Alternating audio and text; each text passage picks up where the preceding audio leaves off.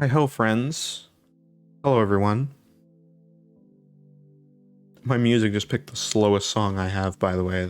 It's gonna feel very, like, epic and like a build-up right now. But anyway, how's everybody doing? Hope you're doing alright. Hope you're doing alright. I always forget to tweet. I need to tweet more, dude. I need to tweet more than I'm live. I never do it, though. But I should, but I don't, you know? So yeah. I have a problem, that's fine. Don't worry about it. We're good. We're good. Alright, so, anyway. Yeah, I'm doing alright. I'm doing okay. I'm doing good. I'm experimenting with lighting a little bit too, by the way.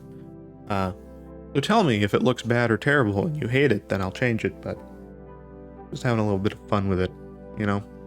Just for the Shot to the Moon streams, anyway. Yeah.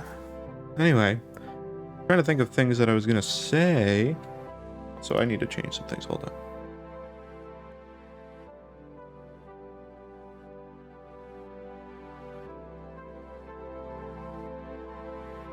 Okay, we're good now. Yeah. I think I'm pretty good. So yes, today is a Shot to the Moon art stream. As per usual. Usual time, usual stuff. I grabbed an actual pen. That's not my Apple pen. But we're just finishing some art today, so nothing too crazy, nothing like a new character design or anything like that. I myself personally have been working on a new character design for a while, but it's not Shot to the Moon related. So that's that, but I'm not going to really show that on stream. Maybe I'll do an art stream in the future that'll involve something like that, but yeah, anyway. Today we're just finishing stuff, so if you're part of the past streams, the past 2 weeks, really, both the NIFTY redesign stream, NIFTY 2.0, and the Seal of Ilsendor, we did both of those art concepts and everything, and it was really entertaining. I had a good time with that. It took a while to get something that was decently okay with the seal. There's still a bit of concept sketching for that to do, because I feel like there's a few extra elements that could be like in the actual inside of the seal. I haven't touched it since last stream. I said I was probably going to, but it just didn't happen. So there's a little bit that I can do there to make it a little bit better. And then NIFTY 2.0, that could be just finished. The design's all there, it just needs to be like refined and stuff. I think NIFTY will be faster than the seal, so I think we'll start with NIFTY. And then we'll move on to the seal and try to finish both of those today. Again, obviously, as always, you know, no guarantee on everything being finished, but progress will be made regardless, so that's good. I need a little bit of water. But yeah, so there's that. The stream should be all good technically now too, by the way.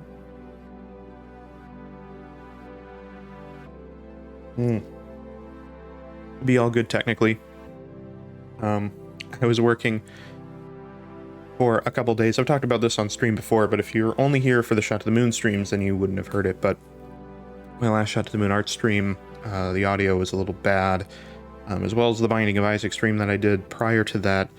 I just changed my setup, and for some reason, software that previously had gone along with each other didn't, so yeah, I was kind of combating stuff. Eventually, I just had to uninstall one piece of software, change a little bit of how I do things, but generally it's fine. So, we're good now. We should be, anyway. Yeah. Sweet. Happy about that. I genuinely am. Because now we can... I don't have to worry about like technical stuff. I mean, I'm always worrying about technical stuff, but stuff that I can see technical stuff and like actually hear during the stream, I can be worried about now instead of stuff that's like super minor, but I know is there. So yeah, it was frustrating for a couple days, but we're good. We're good now. We're good now. I also have been working on getting stuff set up for Binding of Isaac. Behind the scenes.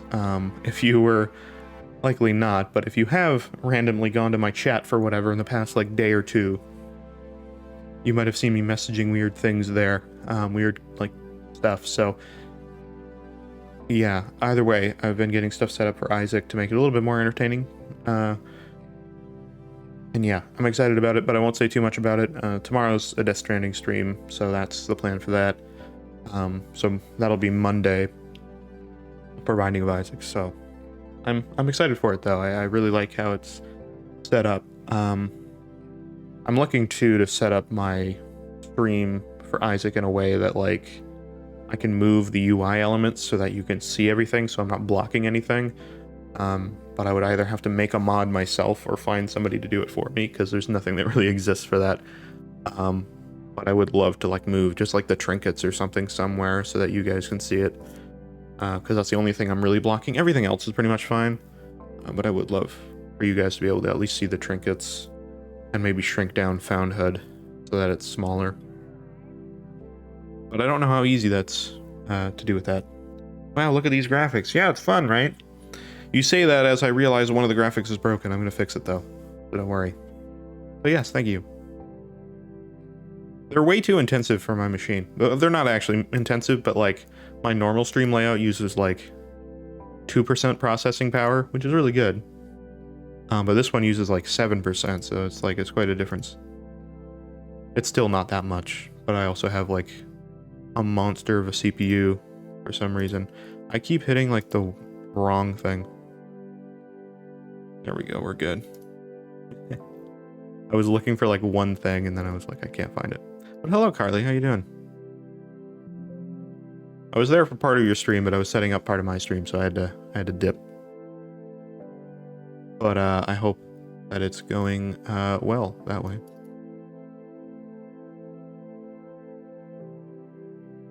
I hope the stream went well is what I mean. There we go. I fixed part of the stream that was broken. Anyway, we're good now. We're good now. Well, regardless, they're very nice. I'll be lurking while folding laundry. I'm good though. Good to know. Good to know. And I'm happy that is the case. I'm doing all right too. I'm a little tired and achy a little bit. I've done workouts and stuff more recently, so it's fine.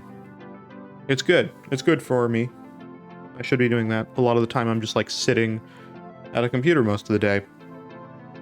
So it's something that I kind of need. Yeah, it's been good, but it's also like, my God, it's achy the next day because my exercise, it's exercise level from like barely anything to like quite a bit. Like cardio for like an hour. And it's like, but it's worth doing. So it's good. And then obviously eating better as well. I'm eating way more fish now, which is cool too, because I haven't eaten a lot of fish for most of my life. I've had like some fish, and I've had most of it in sushi. But like I haven't had like cooked fish that was like not like, you know, breaded fish in like a, you know, frozen fish sticks package or something. So like, you know, I've had like some salmon and stuff, which I've had before, but not a lot of, so I've had that. Haddock, which is good. This is the plan. I'm obsessed with fish. Yeah, see, my mom's doesn't like fish, so we don't have fish pretty much ever. But me and my dad was like, we're gonna start eating better, we're gonna have more fish. So now we have fish. And my mom has something else. We have it all at the same time. It's just cooked separately, right? She'll have like chicken or something, or like kebabs. Which is fine. So we made it work out. So now me and my dad are having fish. I bought a ton of fish today because I'm like, we need more types of fish. So I have like trout. I have like some tilapia and pollock and stuff. It's real good. Haven't had any of it yet, but I'm excited. Fish, dude. There was tuna too, but I didn't want to get that. I have tuna in like tuna sandwiches, but I don't think I'd like tuna like just as its own thing. I think I like it like with things. It's very strong. I don't know, maybe I would, I don't know. It's like a new world has opened up to me in terms of food. It's cool. I got tonight, usually on Fridays, my family's like, oh, let's like order something out. And we decided to go to a Thai place that's here that we've never been to. Well, we ordered from there. And I was like, oh, I'm gonna get like a pad thai with like some extra stuff in it. I'll get a bit of extra noodles in it as well, because I like noodles. I get it, and the bowl is like this tall. Insane. It's like the size of a full-size like banana tall. Banana for scale. So like it is tall. And the thing is like full. It's like half a KFC bucket full of noodles and different things. I can only eat like a little over half of it before I was like, I'm done. Did not help with the eating better thing. It was good. But yeah, so I guess that's like my meal tomorrow as well. It was so much food. Oh my god. But good. I also went to another place that has like Hawaiian noodle bowls. Those were amazing. Very good. That I gotta go back to. Again, not probably that good for you, but good food. But anyway. I only eat like... I used to be really bad. I'm not saying I'm perfect now, food-wise. But I would have like, you know, breakfast. Then I have like lunch. Well, that's not true. Usually I'd have like breakfast, which also acted as my lunch. I'd have it a little later in the day. You know, like 10, 11-ish, right? It was like a brunch. I'd have that. And then I would do like dinner or whatever. And then I'd usually like snack later as well. And maybe have like a snack before lunch or dinner. It was really bad. And like I would make my portions really bad. And now I'm like undoing all of that and like having like a small breakfast and then having dinner, and that's it. And so fingers crossed that's helpful for me. Anyway, I went on a bit of a tangent. We're doing art today. It's rare I have things to talk about that aren't immediately the thing we're talking about. Like art. Anyway, here we are. Art stuff. So yeah, we're gonna get into this. We're gonna finish NIFTY, our design from 2 weeks ago, I guess. And what we're gonna do with this, we're actually gonna duplicate good old NIFTY here, and I'm gonna kind of show you the like design process I use to refine at least like sketchy designs and still use that initial line art and stuff. And honestly, the line art is pretty cleaned up already. So credit to me for that. It's actually not bad. However, I do want to still clean it up in a sense. I'm gonna turn off the other NIFTY. I just cloned him. But yeah, we're gonna go through this and clean NIFTY up a little bit. And I'm just basically gonna go through and make the line art look nice and do all that. And then once that's done, we'll fill in with color, figure out what the colors we want are, and then do some shading. So that's kind of the plan with that. Yeah. And that's basically what we're going to do. And hopefully we'll be able to finish NIFTY up and be able to, I mean, ideally finish the seal as well today, but I don't know if that's going to happen. I've duplicated this project so that I can basically do like a... I still have the original file. That is not the brush I wanted. Oh my god. There we go.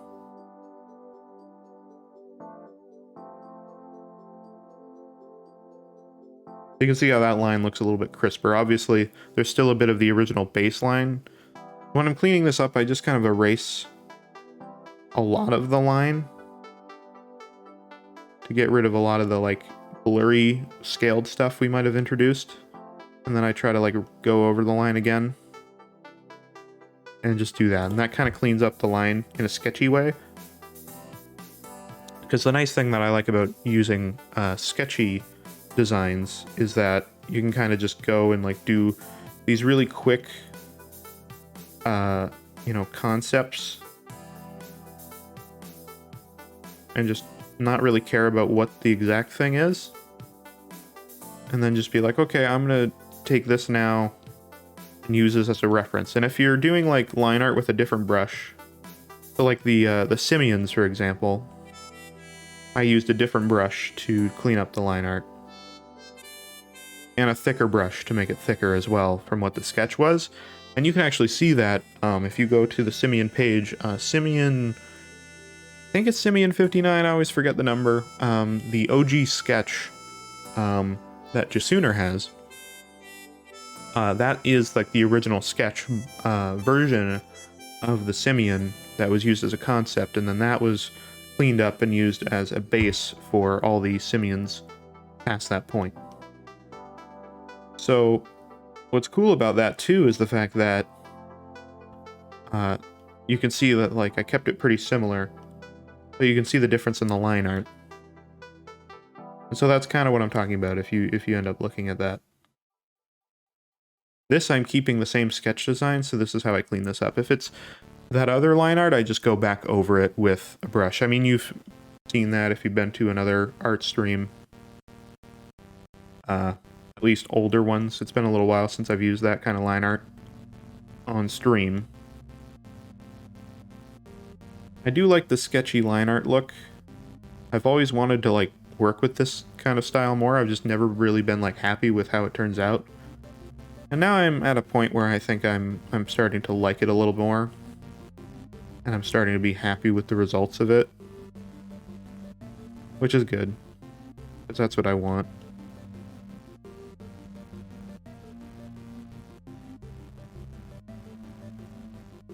Like, yeah, that arm looks really good. Versus this one. I mean, this one's cleaned up a bit. But you can just see the extra, like, little bits of detail and refinement and going through and cleaning up the lines. Obviously, there are a lot of lines that we need to refine here, but we're getting there, we're getting there.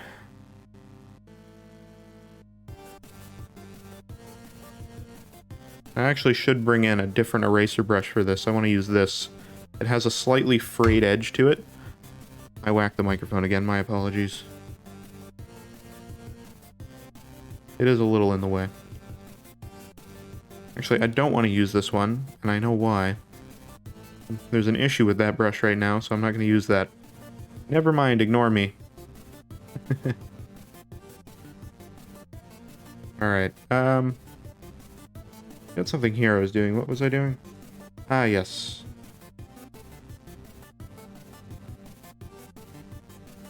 This has a bit of this, and it also has this line here. And there we go. So I wanted to have a bit of a refined line there. It's dark here, but that's what I want. I don't want to have any of those weird, like, smudgy bits. You know, like right here. Like, what's going on here? It's supposed to be a line connecting, but it looks kind of weird. So, like, things like that we want to refine and make it clear where things are. And yeah, so this is kind of what I was talking about a little bit when I was mentioning before how, like, with, like, NIFTY and, like, coloring them in, I was going to have to refine the line art first, and it was going to be a little boring on stream.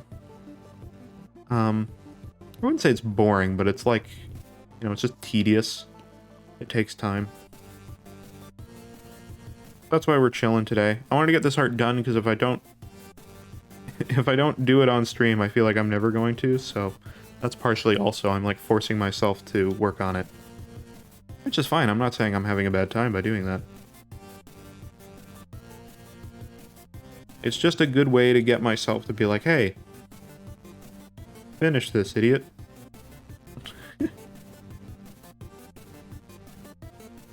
It sounds mean when you put it that way, but it's for a good reason.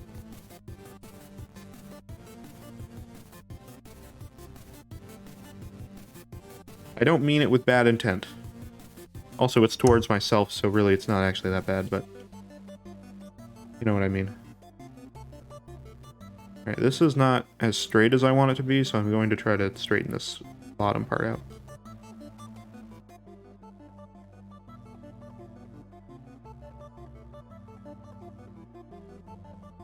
Now, you might be like, hey, why didn't you like try to make these lines refined right off the bat? Why didn't you like draw it this way?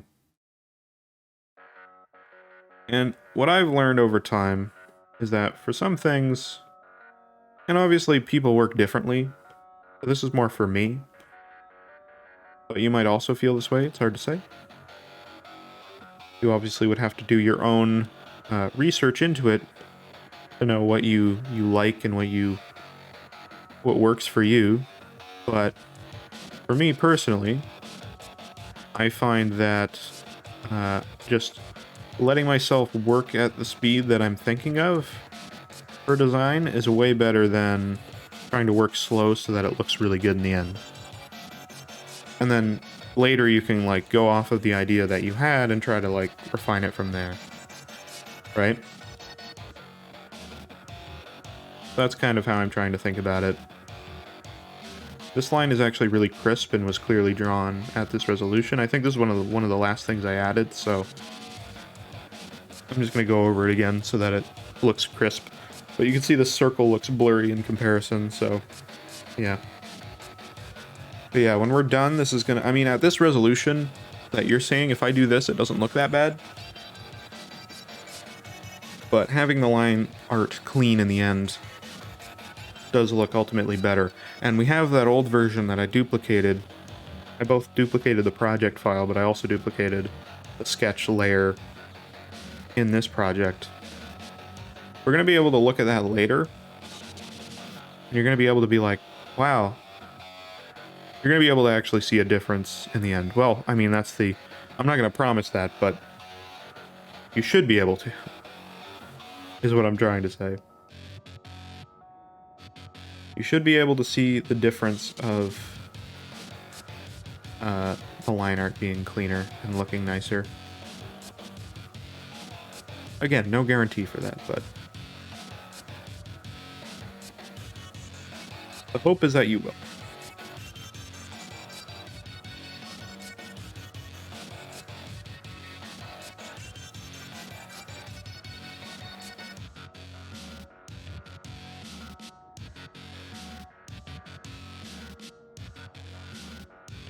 There we go. That looks better. There's obviously going to be a little bit of smudgy stuff because I don't want to erase so much that it's like 100% erased. I do want to keep some of that original character of the design that I already put in there, but most of it I'm getting rid of to some extent.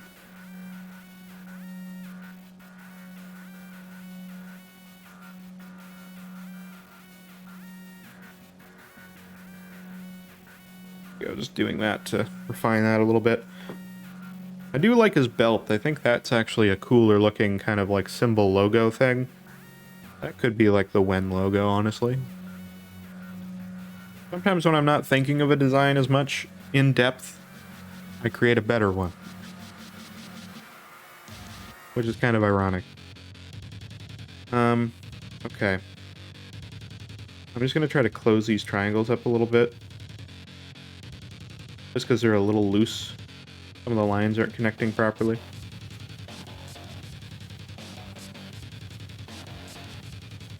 I don't really need to erase it because it is at a good resolution, nothing smudgy. I'm just trying to refine these a little bit.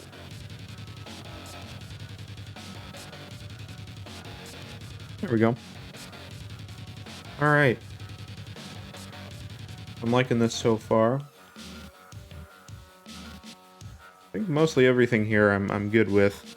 I'm going to start working on his arm tattoos now. And yeah, so this is going to be a lot of this. So I don't know how long this is actually going to take. I haven't done too much of this art with this kind of refinement method. But I know it works because I did it for the Cult of the Lamb art. That is now, you can see it on the archive channel. I used it in the thumbnail for the Cult of the Lamb demo. You'll be able to see that now there.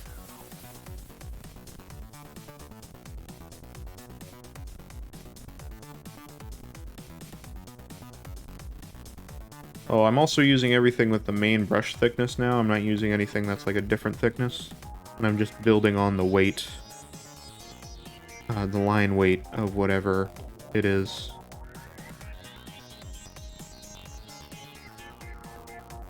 I'm trying to keep everything like a similar thickness. Because I don't use thick enough lines during like the sketch designs of characters that the line weight needs to be any different. I erased that whole thing. I didn't mean to do that. What I wanted to do was this.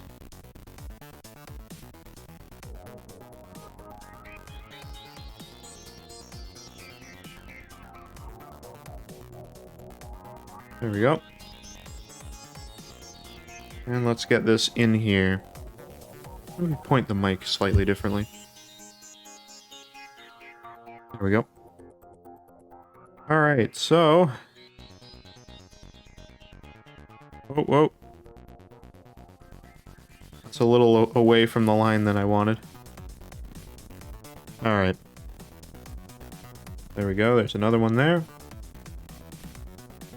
And you can just see the difference in the tattoos on this side versus the other side. A little bit of a smudge here that I'm going to try to get rid of here.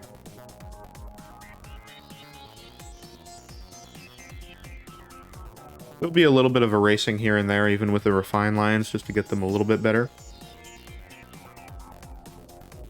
Now you might also be wondering too, like why not use a cleaner line art brush now that you're here. But I do like the edge of this line a little bit. This is a custom brush I set up. And I just like the way that the lines, the edge of the line looks, in my opinion. I also like drawing with it. I like this one a lot. Oh, it has a nice blend, I guess, of everything I like in a brush.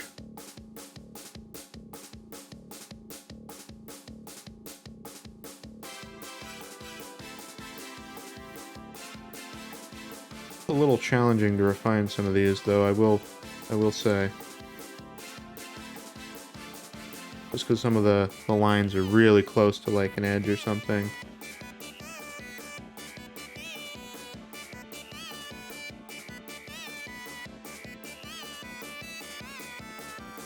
Once we're done this, we should hopefully be able to color NIFTY in with some autofill anyway. If not, obviously you can just paint manually the color in. That also works. And I find generally that is the way you kind of have to go with a brush that has a weird edge at such a small scale. The autofill just tries to like fit it to the line, but there is a threshold that it has to try to like not overfill. But I find with this brush, unfortunately, it generally either overfills or underfills, and the edge has a little bit of like artifacting around it where it didn't fill in the color fully. And so you get a little bit of like a white fringe around things.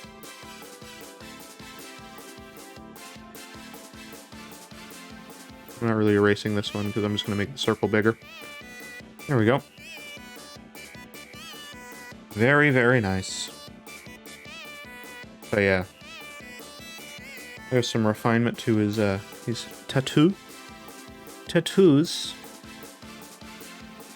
The edges on his actual like kind of dressy sort of I don't know, cloak sort of thing doesn't really have a hood. It's like a Voldemort thing almost. The lines are pretty refined on that already, so we don't have to do too much to that one, I don't think. A lot of these, like, smaller lines are actually, you know, they could be refined, but I don't think they need it. They are at good quality, they're not blurry or anything, so we don't need to do that. If you're wondering, too, where the blur comes from, it's a mix of things. Any, like, movements, so if we do any transforms or anything, if we do, like, if we move something by like doing this, you know, that can cause it. But it's mostly scaling, so if you change the size or something or rotate something, that causes that issue, typically. Which is unfortunate. It kind of sucks that that happens, but I get it. That's mostly dependent on the method of rescaling that they use to achieve that effect. It seems like they are using a bicubic to me. Actually, it looks like they're using a bilinear, which is a very, yeah, that would make sense, because that kind of blurring or scaling method makes things blurry fast. And it's also very efficient, which is why it's still used, because it's very fast and easy to do. Which is good.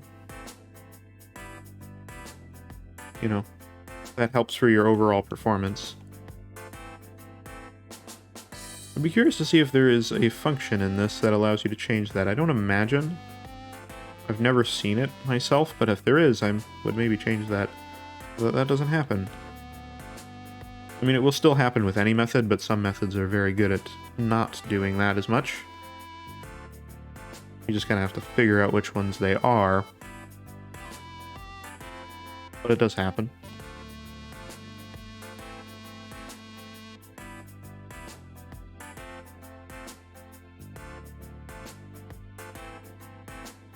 Anyway, I think the color I'm going to go with for NIFTY is a darker set of tones. My color, kind of, my color theory, at least, was based off of, where I learned a lot of it was in high school, and a lot of that was based off of realism, which isn't really helpful for this. But then a lot of my other color ideations come from Binding of Isaac, actually. It's the thing that got me into, like, pixel art and stuff, and I found a color palette online, and I used that for a lot of my pixel art. You could... I use Aspirite, or however you say it, for my sprite work.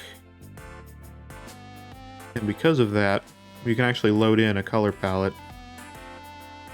And so I loaded in the Binding of Isaac one, and I've used that for the longest time for any sort of pixel art. But because of that, I also think of those colors a lot when I'm thinking of designs.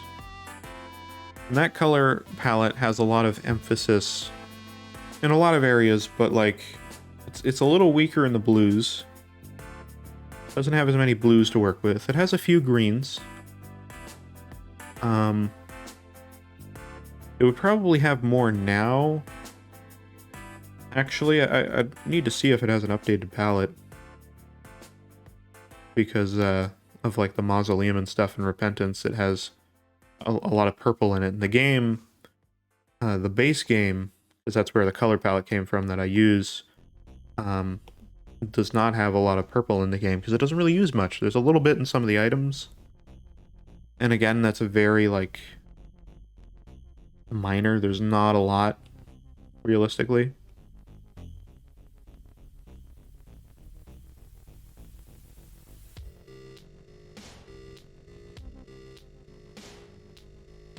Which is fine. There's no problem with that. But it does make it complicated to design things in purple. So generally, though, I think of things being like red and dark and that sort of thing. So that's kind of my experience with like colors and stuff. I just generally think of like, you know, black and gray and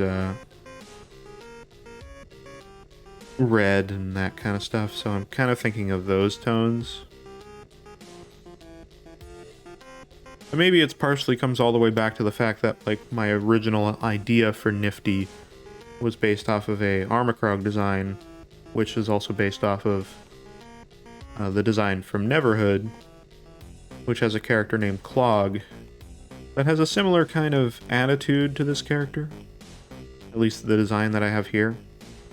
And so that color palette that I'm thinking of, I think is kind of based off of that, because he's very red and a little bit of gray and a little bit of beige and maroon. Those kind of things. So I think that's partially what I'm thinking of as well. But I'm also thinking of like Doom Eternal, where they have the priests, the Hell Priests, and they have that kind of color palette.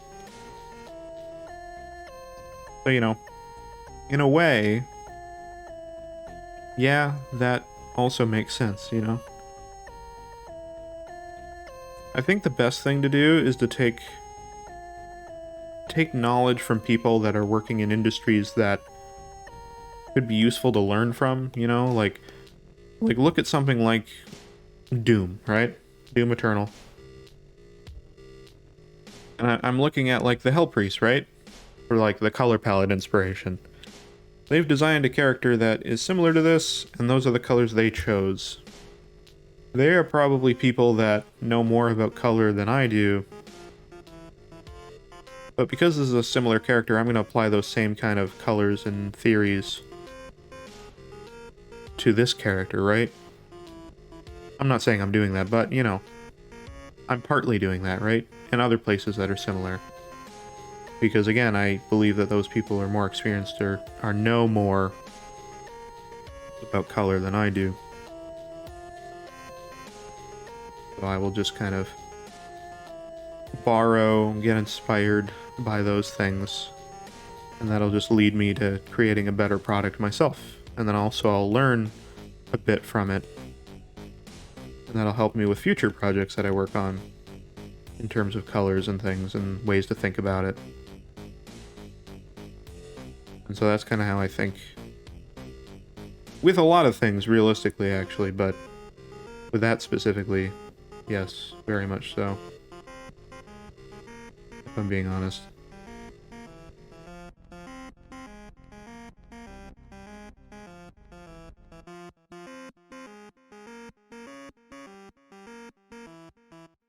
This line needed a lot erased off of it to make sure that it was going to get refined properly, but we're good now. There we go. So yeah.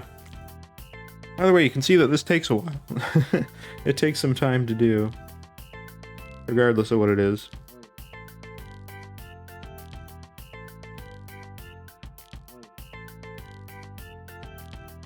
But again, I do find it worth it in the end. At least for me. I really don't know what's going on with this line here. It's so thick. It's very odd. I'm gonna have to clean this line up a little bit more. There's some lines like this where it's like, yes, in a sketch you don't really think about it, you know what I mean? But at the end of the day, it's like, what is it actually? Like, what am I looking at exactly, you know? I don't really know. Hard to say. I think I'm looking at something interesting and good, but I don't really know.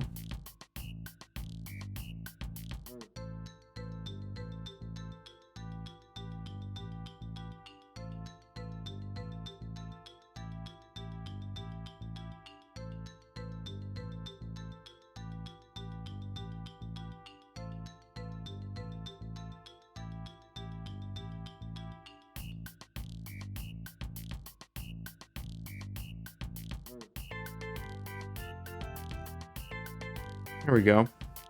See, something like that's better, right? Where it's like, now I know that that's part of the whole skirt thing or whatever. Weird to call it that. But you know what I mean. And now I know that that's like part of that. Now I can be like, okay, let's move this as part of this or something, you know? There we go. Much better. Very good. Alright. My chair's become squeaky in the past little bit. Need some WD-40 or something. I'm not even kidding about that. It really... it feels like it does. Sorry if you end up hearing that. Weird, it's like the past, like, couple days or so it's felt like that. Alright. I don't even know if I need to clean up these arms. I kinda do. I kinda do, I kinda don't. They were better than this arm. I think that's because this was the original arm, and then this was the one I cloned it over. And then changed the scale of, so...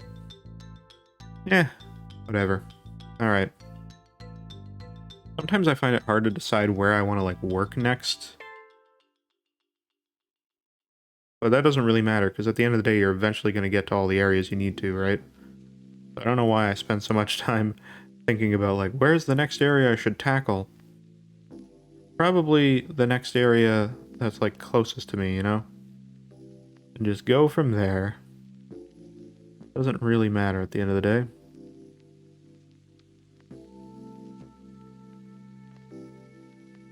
Alright.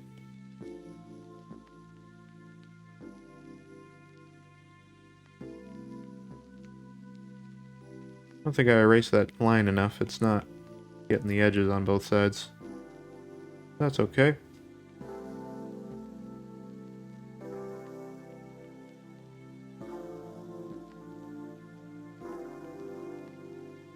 Alright. Very good. It gets rid of a lot of, like, smudgy things.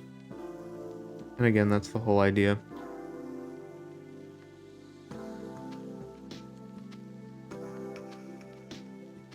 So I'd say we've done the whole belt, we've done that arm, we're doing this arm now. Once we're done that, we'll have a bit of the chest plate to do still.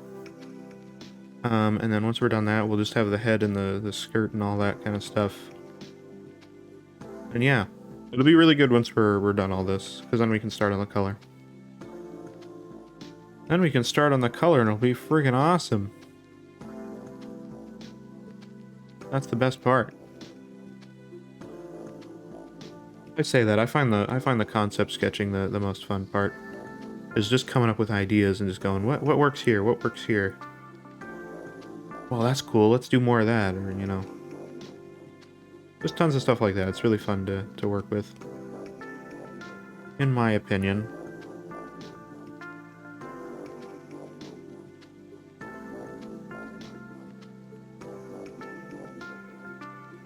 And there we go. That line's good. Now we can pick up. We can fuck it up.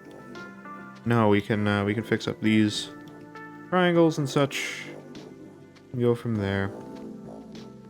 I'm not worrying too much about the inside of this because it'll be covered up anyway.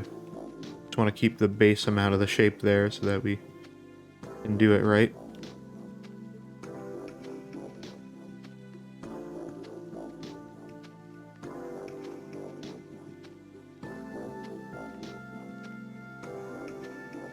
A weird way to do that shape, but we got it.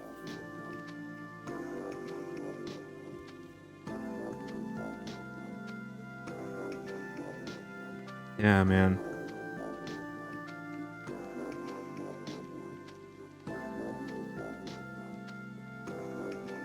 I think of interesting things, interesting goings on that I can discuss.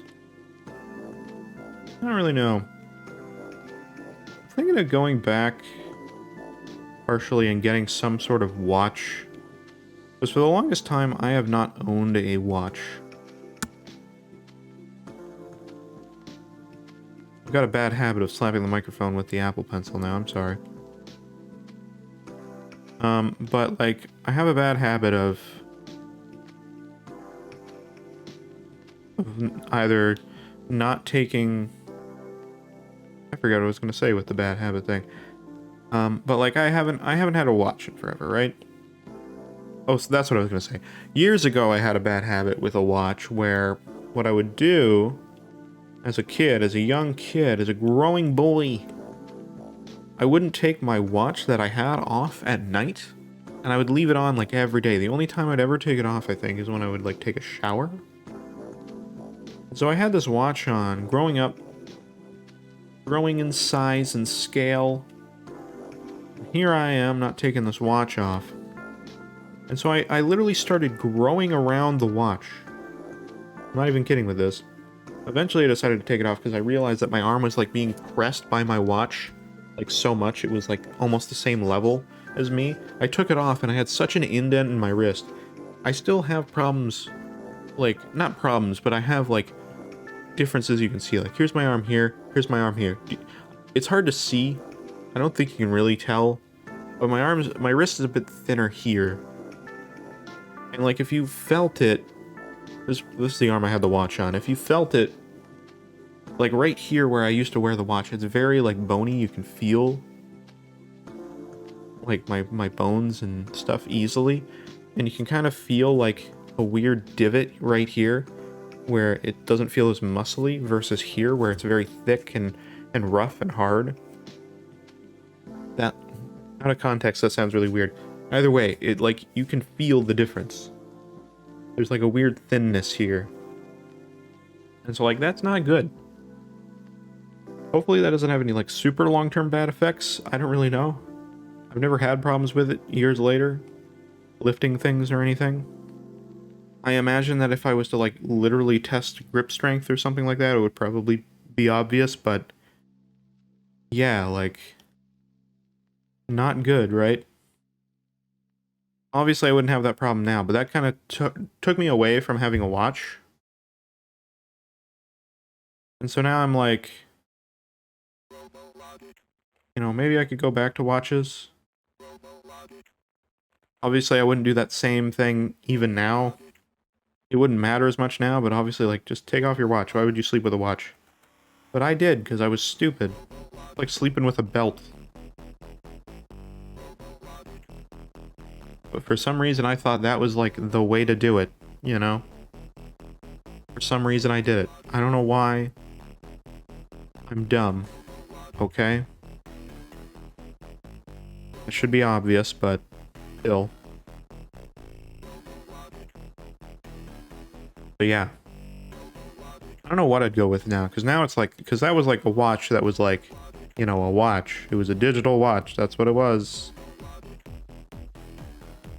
And now it's like, oh, you can get a watch, but it's like a smartwatch and stuff. And whenever I like say that to myself and I'm like, oh, all the watches now are smart watches, I feel like an old man being like, oh, everything's a smartwatch now. Like, I mean, it's true. That is what it is. It's a smartwatch. So now I'm like, oh, what would I get? And now it's like, oh, there's so much. I've only been thinking about this recently, so I haven't decided on anything. I haven't even decided if I'm getting a watch. But I've been more annoyed in the past, like, couple years of, like, I can't just, like, look and check the time. I gotta, like, grab my phone. Or something. And I'm like, that alone is something that would be useful. But now, I'm doing, like, more, like, health-related like, tasks now. And I'm like, if I had a smartwatch that could, like, track that stuff for me, it'd actually be really useful. I'm not going to carry my phone to do that. My phone doesn't even do that regardless, so it's like, you know.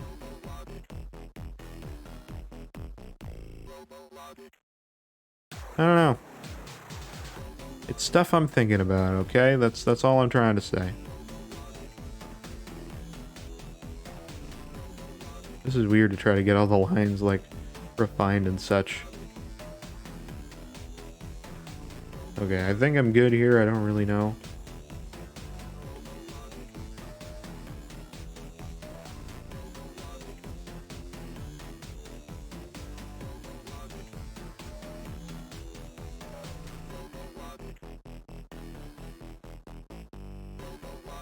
But yeah. There's part of me too that's like, oh, I'd probably need like a new phone or something. I don't think that's actually the case, but I don't know. Once again, it's not like I've had a smartwatch or anything, so I wouldn't actually know. Parents have smartwatches. I don't, though. I'm like the weird odd one out in the family. I don't have a smartwatch. The problem that causes me is that I can't see the time on my watch. Because I don't have one. I have to look at my phone. Ooh! Oh god, dang. Oh my god, whoa. Oh man. Holy crap. Well, thanks, bro. I appreciate that. But yeah, no, I'm all good. I'm all good. Thanks, mate. Appreciate. But I'm good. I'm just chilling here. I'm just doing some art. If people want to swing by, then they can swing by. I like how that message is completely cut off by the chat. You might want to shorten your message a little bit. I don't know. I realize I'm talking to nothing, but at least in regards to that message. But that's fine.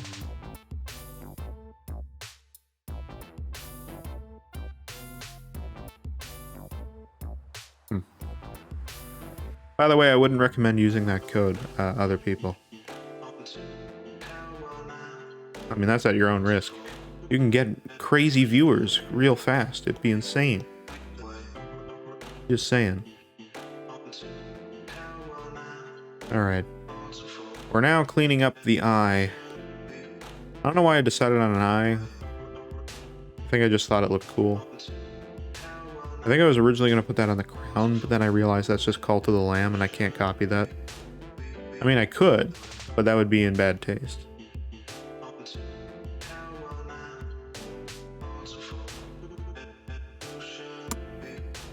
Alright. Oh, I didn't clean up here, too. I wanted to clean up this line, which is at a bit of a weird angle now.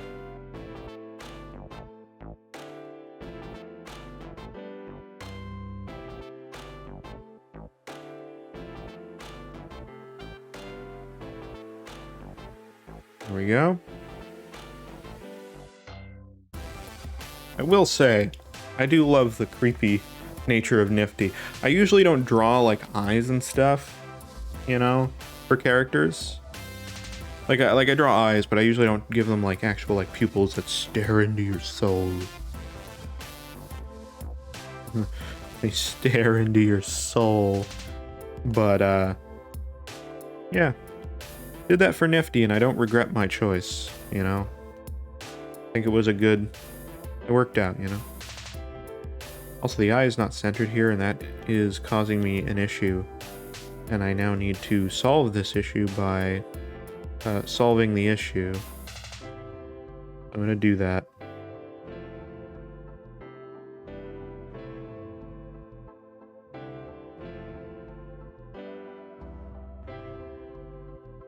There we go. Is it a little askew? Yeah. Is that a problem? Kinda.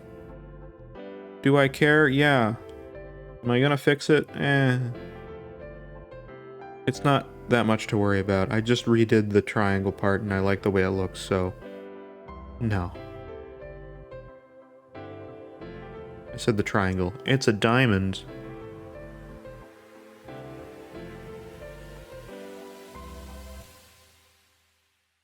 But that's okay.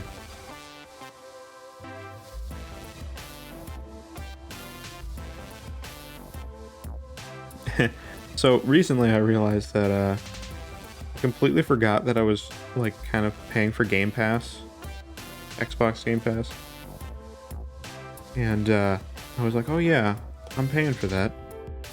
So I've recently gone through and like looked at like games and stuff that's available, and I saw that one of the games that I wanted to play that I saw at Summer Games Fest. It's actually going to be on there. I think both, actually two, I think, because I think, well, I know Scorn is going to be on there. That one's kind of weird. I don't know if that's going to be a good one to stream or not. I don't know if we're going to do that. Maybe we will. I don't know if it's good. If it's good, it's good. But I don't really know. Either way, that's what I thought of, though. The Scorn, that's going to be on there, and it looks like Fort Solace is going to be on there, too. I saw a lot of people online complaining about the fact that a lot of the games were like some sort of Dead Space inspired thing, which there were. We noted that immediately when we were watching it. I don't really have a problem with that myself because I like Dead Space and those kind of vibes of games. So for me, I'm like, I'm all in, but I do get that. I think pretty much every like games presentation has like some focus of it, and it's like there's going to be some people that aren't into the overall showings, and there are some people that are going to be like, oh my god, this is the best thing ever. I'm super into like the space kind of games that way, so like for me it was great. But like a lot of like Nintendo Direct presentations, especially they're like, you know, summer ones around like E3 time. It's not really E3 time anymore, but still gonna call it that. You know, usually they show a lot of like JRPGs, and that's just totally not my thing, so I get it. I understand the frustration.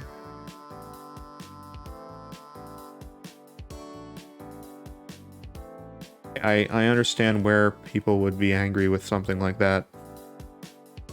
Totally get it. Totally get it. At the same time, routine, though, looks really good. We already talked about that on that stream, so that's all there. But yeah, you know, it's real good.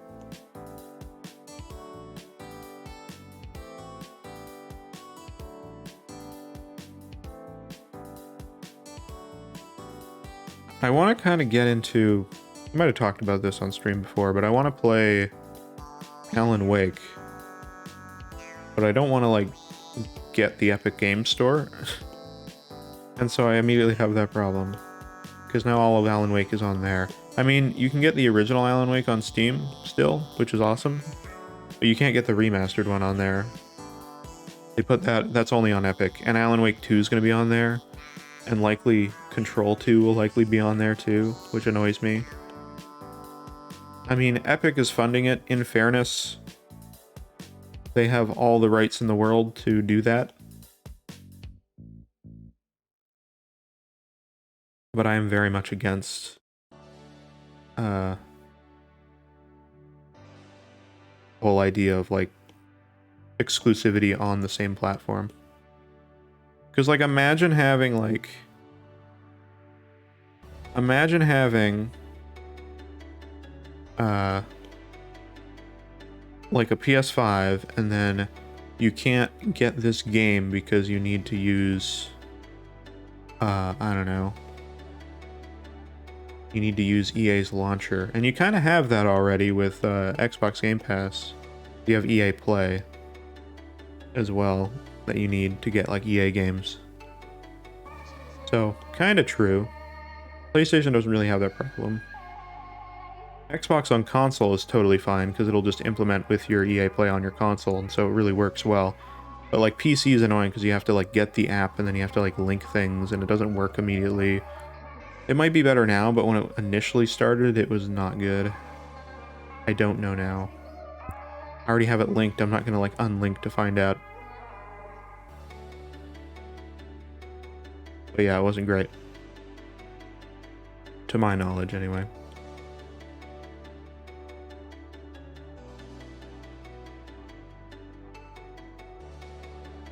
But yeah, I'm just not, like, into that. I'm not into the practice of, like, Epic trying to make a store competitor to Steam, and their, like, method of trying to succeed is by taking games away from Steam and putting it on their platform. I also hope Google someday, because I know, like, Stadia is kind of annoying. It still exists somehow. I'm surprised. But, like, I hope if it doesn't do well, if it, like, eventually fizzles out, then I hope that it eventually changes into a thing of, like, Google's just gonna make all the, like, exclusive games on Stadia be available offline elsewhere. Because there's a game on there, I always forget the name of it, but it looks kind of fun. I've heard from reviews that it's fine. But obviously it's not doing well because not enough people have just Stadia. And if they have Stadia, they're not playing it for that game.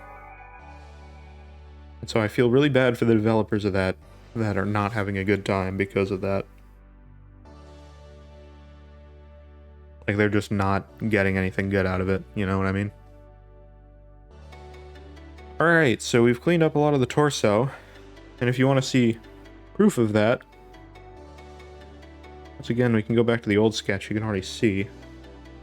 There's the old sketch. We can actually move the old sketch with this sketch. Oops.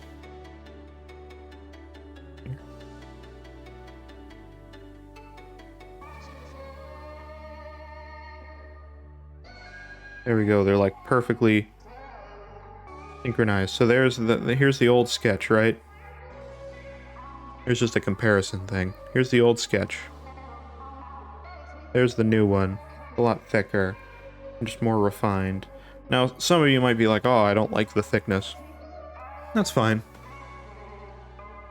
I personally do. I think it makes it easier to see at a distance.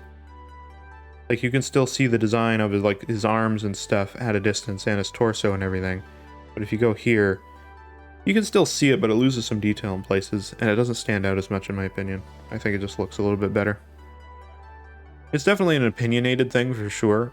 I think removing the, like, blurry elements is like a given. Like, you want to do that regardless. Oops. Whoopsie. I'm going to change these circles to not be like hollow circles. I'm just going to change them to be like this.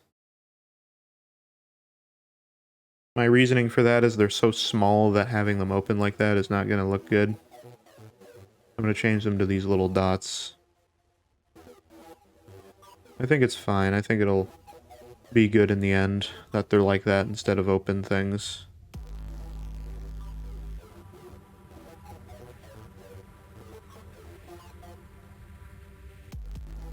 It adds a little bit of contrast too.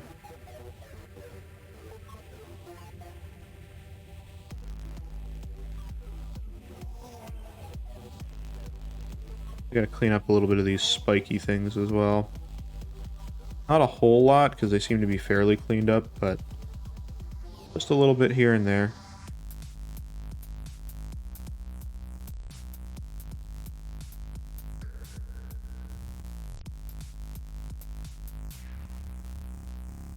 I'm gonna try to get it so that these are looking pretty much the same, because I like the perspective of them and I don't want them to be too weird looking.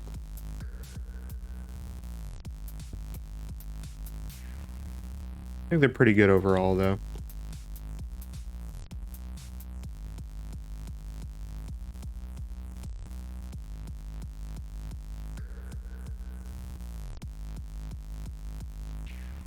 I don't want to have them like too spiky either though. I don't like them being that like spiky looking.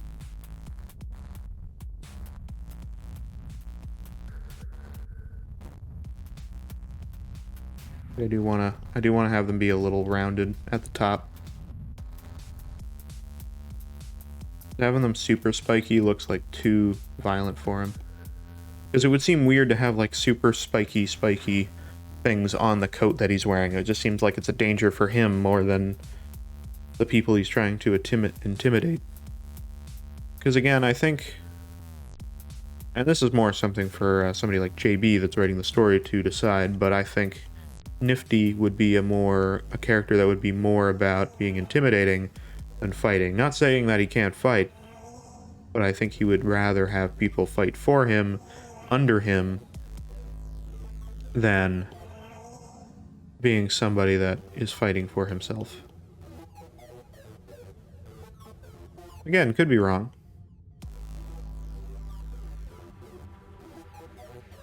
That's how I feel he would be.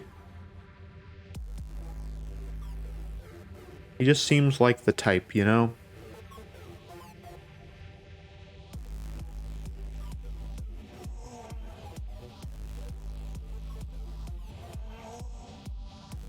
You know, I sometimes get inspired every once in a while by stories or by people that are making stories to be like, oh, you know, I should make something that's story-driven.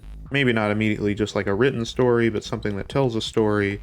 And I'm like, I wanna write something and figure something out and make something cool and fun and a cool story. And then, you know, I start getting started with whatever. Usually for me, it's like a video script or something, or like a movie kind of script or something like that, you know? Because that's just how my inspiration flows, and that's what I know. I've done that many times. Is done stuff like movies or shorts or really anything like that. So, like, I think that way, right? But the problem is the fact that that might be the case, but then I kind of had like reality dawn on me eventually. When I went to college, I had a writing class thing. You could choose which one you wanted to do. You could do like short form for like TV, or you could do like long form, which was like, you know, movies and stuff, like a screenplay. the format's different for both of them, but the concept of writing them in a written way is not that different. I know because I talked to people that took the short form one. I took the long form one. But basically your like end of year or like end of semester project for that class was to make a movie script. And then one of those movie scripts would also go forward into your third year, where you would then use it in your class. Or it would go into your second year, because it was like a first year class. So it would go into like your second year, where you would then use it as like a something to become your pitch project, to try to pitch it along as like a movie to make for your third year. And then one of them would get picked for your third year, and that would be the movie in your third year that you would make. So it's a multi-year long thing before it could possibly even get made, which is cool. So like the short film movie that I worked on in my third year was like somebody's script. It wasn't mine. Somebody else's script from first year. There are some good things and bad things about that. The problem of doing it in your first year is you don't know all like the technical hardships you might go through trying to make something. You might know some of it, but you don't know all of it from experience. And one of the problems you might come into is in your third year, you're like, yeah, I wrote it this way, but also it's going to be impossible to actually like execute this, at least with our budget and scale. So, you know, that could happen. For us, it was kind of that way, but we also had a team that was really small and was not fully together. And we had like shoot problems and stuff, so we had some practical effects that weren't too bad. Some of them that we did, but some of them weren't great. Some of the sound wasn't great. It wasn't the perfect shoot all the time. I wasn't on them, I was the editor, so, you know, not completely my issue, but, I mean, it is my issue to deal with, but not caused by me. But anyway.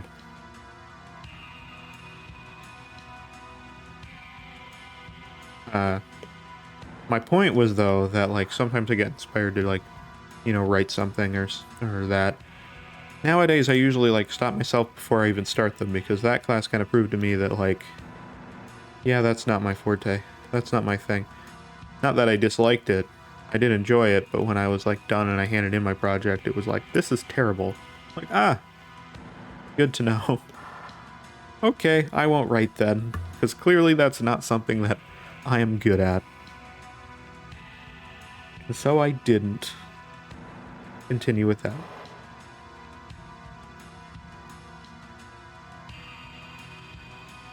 I've written things in the past,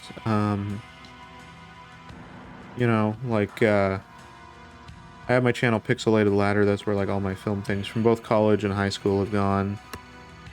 There will probably be more things there in the future. Spoiler, spoiler. But, you know, one of the things with that is that one of the first, like, films on there, it's called Unknown. It was, like, my first film, really. Short film, but first film.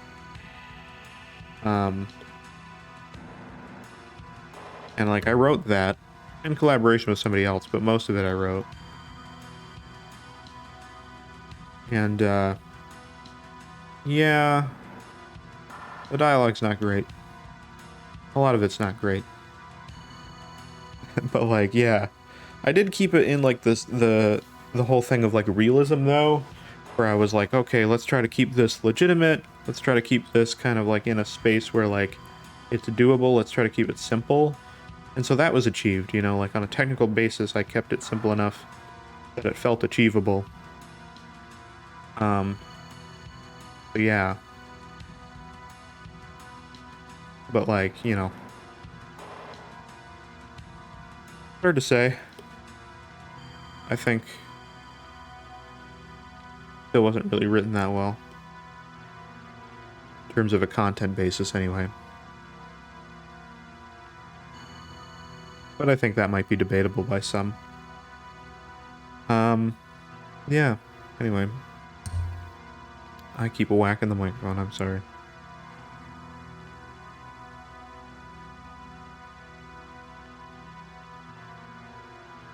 I did write one thing that was kind of cool. I don't want to go into detail about it because who knows, I might use it somewhere else someday. Probably not, but it was a cool idea. It was very like Black Mirror inspired, and I was actually like super like passionate about it. I really liked it. You had the ability in our college program to also go ahead and do like a... You could basically pitch something at the start of your third year as like a smaller project, and you could either do like a trailer or like a really short film. Because like the major production film's supposed to be like a 30-minute kind of thing. The like really short films that you could possibly get were supposed to be like, you know, maybe, I don't know, 5 to 10 at the max. So like you'd pitch this thing, or you could do like an episode of a TV show or something, like a pilot or something, right? You could do one of those things, right? So I pitched this show that was very like Black Mirror inspired, at least thematically. The content wasn't quite the same. It's kind of like a mix of Black Mirror and Twilight Zone, kind of. Again, I'm not completely explaining it exactly what it is, because some of that's personal to me. But I really thought the idea was cool, and I pitched it, and I thought the pitch was like, could have been a little better. I could have like had some proof of like, you know, what it would look like. I did have some like kind of like concept visuals that I made up as graphics. And like my camera teacher was like kind of confused about it, and I had my one other teacher that was like, he's kind of like the teacher that acts as like the producer of a lot of things, like he's just experienced with that kind of thing. And he was like explaining it. He totally got it. I think, anyway, it's hard to say. I think there was a few aspects he still didn't quite get because I might not have explained it perfectly, but he got the general gist of it. And yeah, basically like he was trying to explain it and he just didn't get it. I don't know if that contributed to the fact that it wasn't done. It was never done. They didn't pick it up. They didn't like it or something. I don't know. They didn't like it enough to do it. They ended up doing some other projects that I don't think turned out that nicely, so I don't know. It would have been cool to do. You didn't even have to have your like project picked up to be like, oh, you know, you have to do like a... I don't know what I'm trying to say. Like, you didn't have to direct it or anything like that. You didn't have to be like a producer or anything. Like, you could make a project, submit it, and work as the audio guy. Like, you know, it was just like submitting a project you want to see get done, really. Other people could pick it up if they wanted. I think you were supposed to be in charge of the team for it, so like, if you didn't want to direct, you had to find somebody that would have wanted to direct it. Which would have been doable, easily. I think one project turned out that way. But I think it was only one project that somebody, like, pitched. But it turned into a project directed by somebody else. I don't think it ever got done, unfortunately. Because I think they got, like, a location, but then they figured out the location was, like, completely filled, like, badly with, like, asbestos. So they weren't able to do it. Or something like that. I don't specifically remember.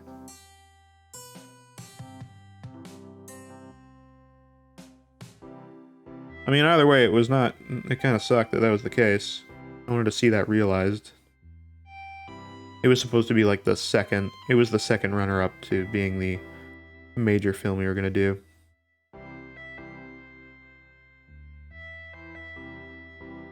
So I did want to see that, like, become something, you know? It was going to be like a trailer for it instead, right?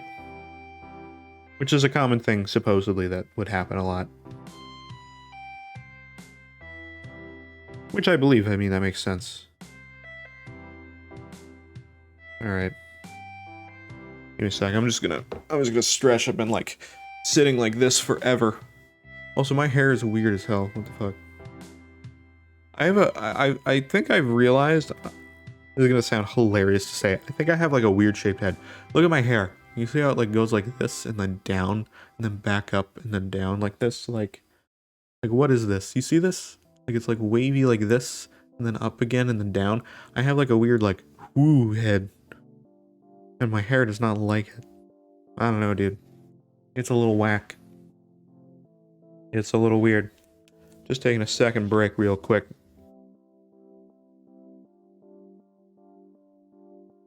Just because this is taking some time.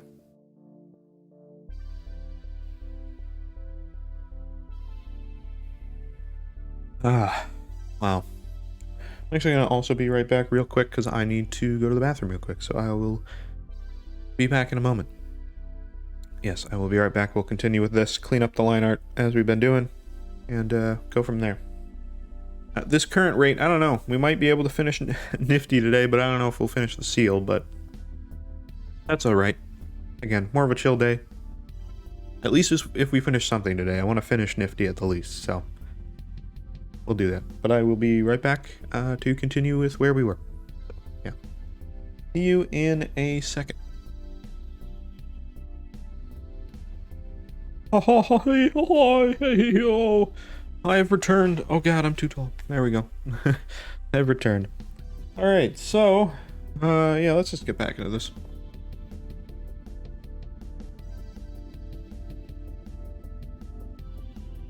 We're good, we're good. Yeah, so it does take a bit of time to clean up some of this art, you know. But in the end, it is worth it in my opinion.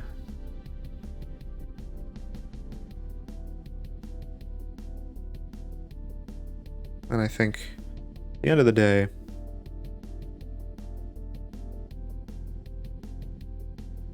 there's part of me that's like, I think I might over-refine my art a little bit. I think with this, it might be the case, but hard to say. We'll look at the final, like, you know, before we started to when we're done all these lines to see truly if I feel that way. I don't think I will. Because I didn't feel that way when I did my Cult of the Lamb art, and I did the same refinement method. Mind you, my Cult of the Lamb sketch was a little bit rougher than NIFTY was, but still, I think we'll be fine. The most important part of our routine is the entrance. Yes, right. Absolutely. We're good, we're good.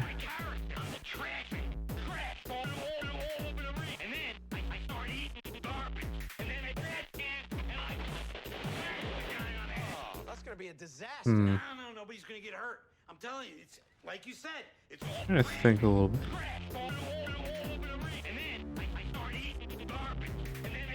You know, I find it a little funny. I've been thinking recently. Really excited for, there's a mod for Half-Life Alyx coming out soon called Levitation. It looks really, really good. It looks fantastic. Like, really well done. Like, really high quality. Simultaneously, though, it made me realize that I'm like, you know, I bought a VR headset specifically for one purpose, which was to play Half-Life Alyx. I'm not even kidding. And I know a lot of the time they say don't buy like a VR headset or something like that for like one thing, right? Don't buy it for like one use. Buy it for, you know, what you might buy it for multiple purposes, right? Which I did. I was like, I'm going to buy it for Half-Life Alyx, and then I'll use it for other games going forward. And like, I played a little bit of games and stuff on a VR headset since then. But man, I haven't played that many. I sometimes use it for like VR videos that I sometimes have found online that I'm like, ooh, that's cool. Ooh, I can watch it VR. Let's do that. But you can do the same thing with like a Google Cardboard or whatever's out now.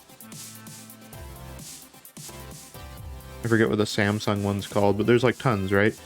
And it's like you could easily just do it with something like that, right? Like there's no reason that you need to do it with anything else. I'm not going to touch these little things in the eyes, by the way. These little small bloodshot lines, because they're high quality, and like those are lines that need to be like left to be kind of splotchy like that, because they're supposed to be subtle details. So stuff like that I won't touch. Just letting you know. But yeah, so I don't know. I remember that Medal of Honor game was like about to come out, and I was like, oh, that, there you go, there's a reason to pick up my headset again. That's very, like, you know, it's very Half-Life Alyx inspired looking. It looks like it has a bit of inspiration. And then I like read reviews after it like came out. I kind of forgot about it, and I read reviews after it came out, and I'm like, oh, it's not good. Which was really disappointing to hear, because I'm like, oh, really? I really wanted like a good game to come out that was like also Half-Life Alyx quality. I remember when it came out, people were like, oh, this is gonna make like so many VR games come out, try to match this quality, it's gonna revolutionize the space. But I feel like, and I feel weird saying this, I don't feel that weird saying it. I feel like maybe maybe Facebook ruined it a little bit, or Meta, whatever. I don't know, dude, because there's like a lot of games that are like super arcadey, and that's just kind of the way it stayed. But like having like story-driven, like really long games isn't really a thing in VR, even though we have Half-Life Alyx that proves that it is doable and like is actually like cool and it works and everything. And it's like, I really want that to be like, I want more of that. Either way, that mod coming out, or Half-Life Alyx, kind of being like a DLC for it, in a way, is probably the closest thing to it. Because like any Half-Life game, any Valve game really, you can't play it once again. You always wish you could, but you can't quite. It's not how it works. Which sucks. Because my first playthrough of Half-Life Alyx, I loved it. It was great. Fantastic. Still love it, obviously, but...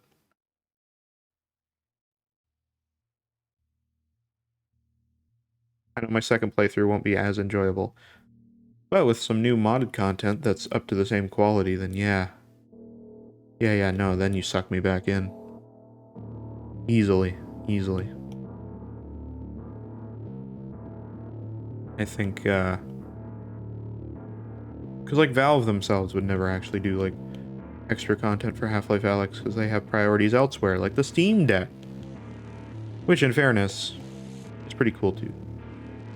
So I understand, but I'd love to see some extra game content. It's cool that TF2 is getting updated now, apparently only by, like, one person. But they've been doing a good job so far. Obviously, there's more work to be done. If you're unaware, there's kind of a bot issue in TF2, makes it kind of unplayable. But apparently it's being fixed a little bit. I haven't seen complete actual proof myself of it. I haven't opened TF2 to check it out, but apparently it's better. I'd play more TF2. I don't know if I'd play it on stream, though. I'd probably wait until it's confirmed to be better before I'd go back into it again, just because it's, you know, because of that reason, it's a hard game to stream. Also easy to get, like, doxed and stuff in the game, which I'd rather not be, so, you know. That's not exactly appealing, to want to go into the game. But yeah, so.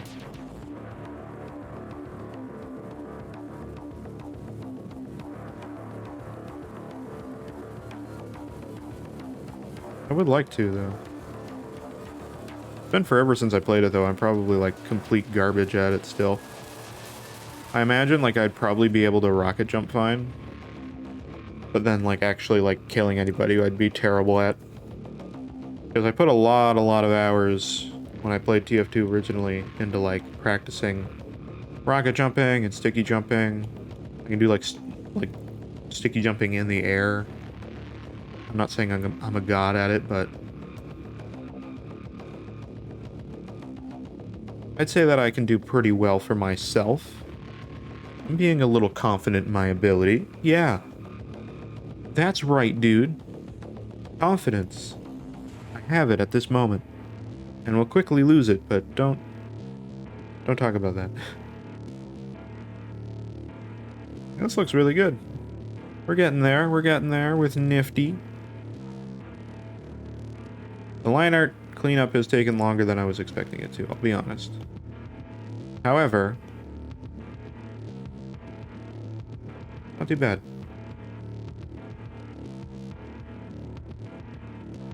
It's still good. It's still useful that we're doing this.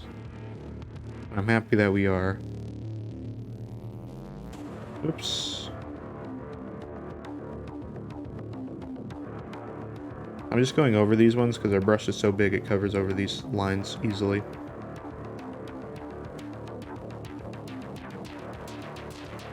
The hardest thing to do is these like little like detail lines, because I do want to like I want to make them more visible, but I don't want to make them so visible that they're like intrusive. I think it's fine. I think it's fine.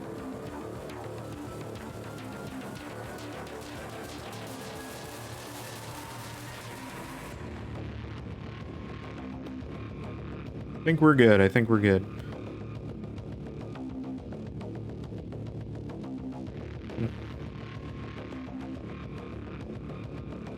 Some of these lines I find I can just go right over. I don't even have to, like, do anything super complex with them.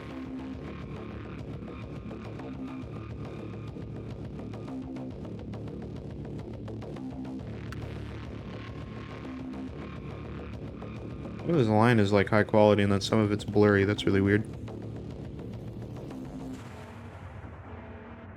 It'd be interesting to go back and watch the stream and see, like, where I did weird, like, transforms of lines and stuff.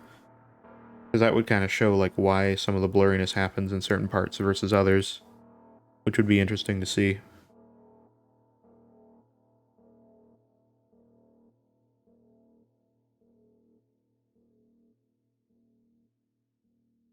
I think I'm going to try to clean up these vein lines. I wasn't going to do it originally, but I'm just going to kind of go over them and try to make them a bit easier to see.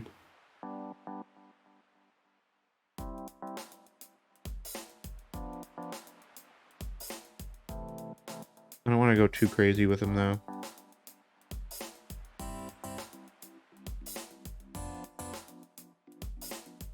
I just don't want to make them too, like, obvious, though, because a lot of the little, like, disconnects of the line really sell this and make it look good.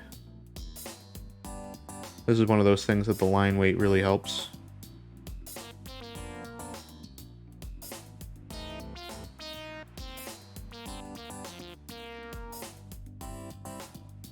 I think this line kind of sucks. Like, just in general, it kind of sucks.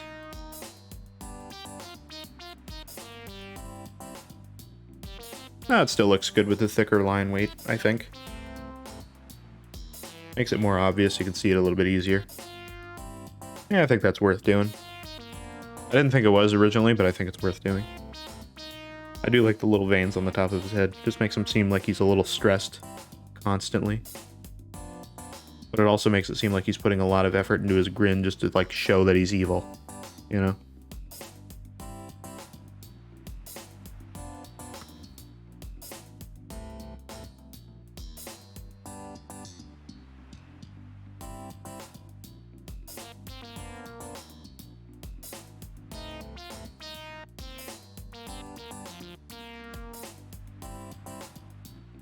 But I'm just trying something real quick.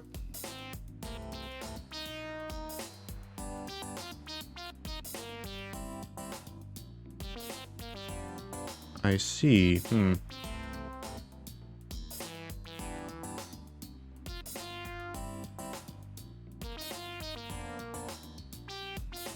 Aha, that's what I wanted to do.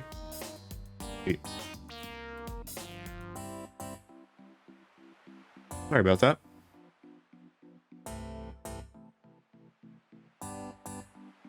Yeah, so I'm just going to clean up some of these lines a little bit.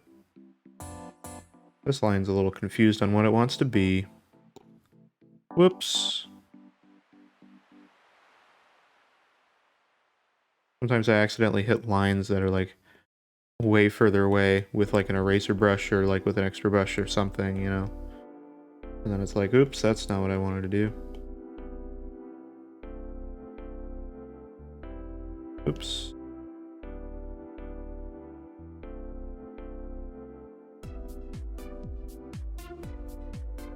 There you go, little bits of veins on them and stuff.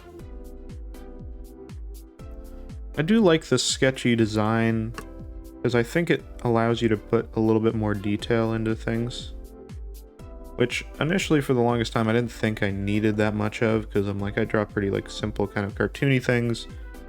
But it's those little like extra like tiny details and enhancement that just kind of like serve something else that I think is really useful in the long run.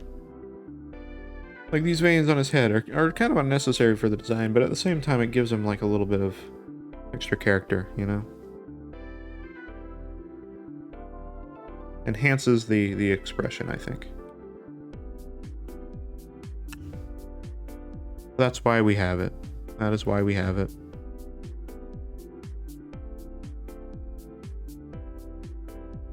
And we're doing this at like the pixel scale. A little hard to get these in now.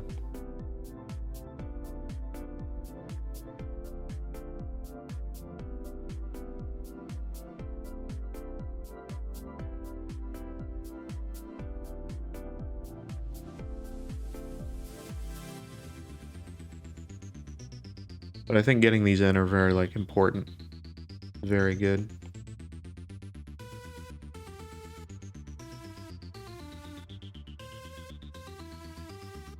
I'm trying to like kind of fit it to the line that it already was while putting a new line over it.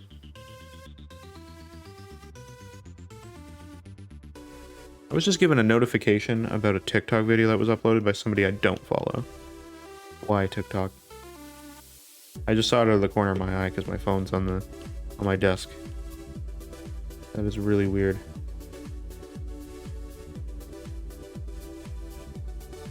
Never had that happen before. That's so strange. Very odd. There we go. And there we are. There's some veins. I think they're all detailed now. Looks really good. Looks really, really good. Obviously still got to clean up his horns a little bit. All the usual, all the usual.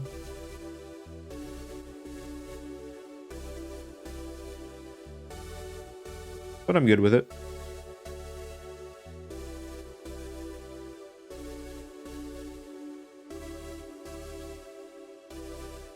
It's gonna be crazy to compare this to the old line art version though.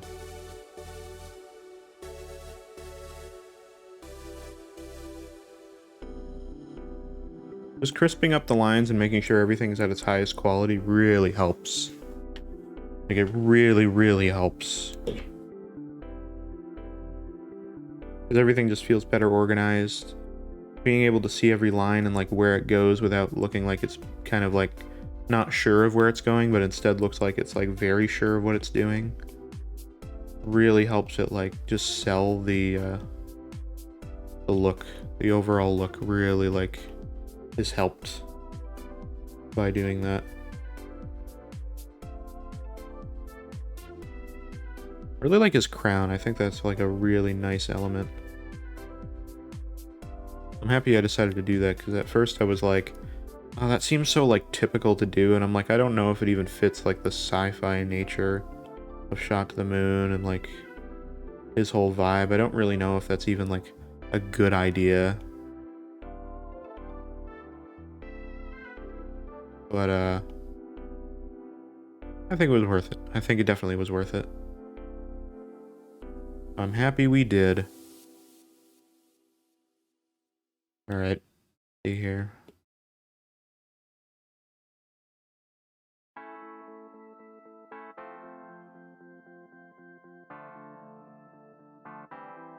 Get his crown cleaned up, we'll get his horns cleaned up, and then we gotta go back down because we gotta clean up his whatever you want to call it, I don't know, his robe. His skirt.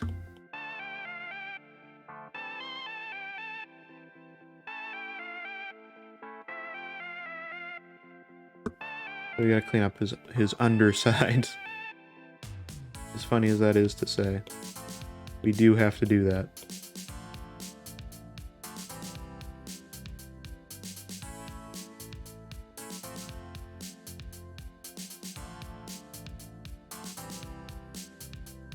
All right.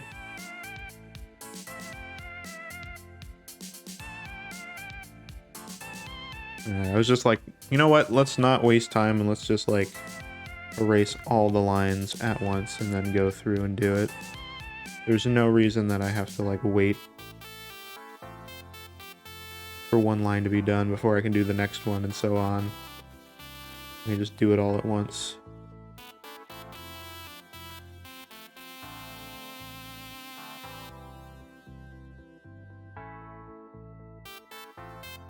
All right. There we go. Look at that. Luckily the diamond was done at last, so it's fairly high quality, I'd say. I don't think I really need to change that too much.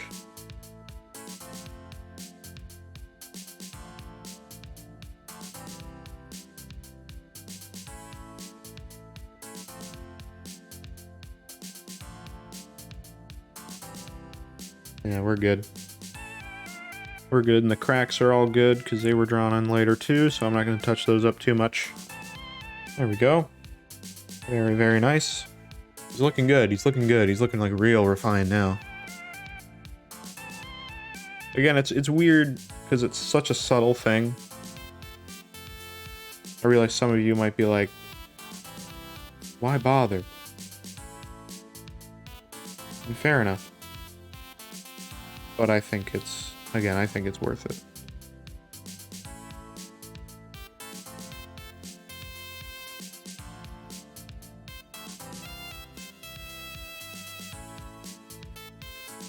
It just feels more polished that way, I think. And I like having that extra polish on a lot of pieces of art because I think it's like, it's really something that you want to like present your art with like the most polish and like care, because your art will like gonna last forever, really, technically. It'll last on the internet for a very long time, at least. In our current day and age, who knows what'll happen in the future. You know, internet war and the AI have come alive and deleted the internet. I don't know. But you know what I mean? So you never really know, but...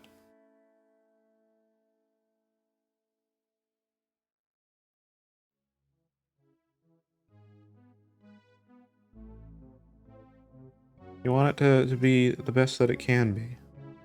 Within your ability. And I know that this horn would look way better if I went through and like decided to clean up all the lines and put a little bit of extra effort into making sure that all the lines were as crisp as they could be. And all I had to do was mildly erase them a little bit on the edges and put a new line on top.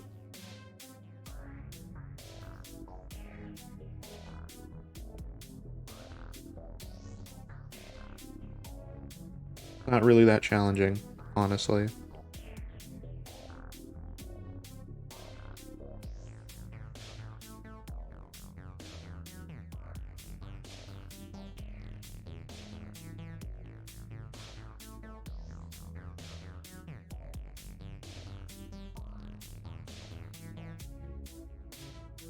The bigger reason of doing this is not really to like add the extra quality to the lines, really. I mean, it's also part of it, but it's to make sure that there's any lines that don't make sense and like changing them so they do, or, you know, getting rid of like weird intersections that are just cluttered and bad.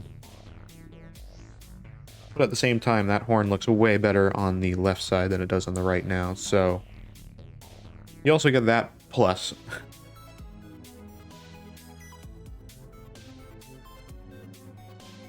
I'm still not dismissing the fact that it does help. This one, I remember we distorted the base of it so that it fit better. I do remember doing that.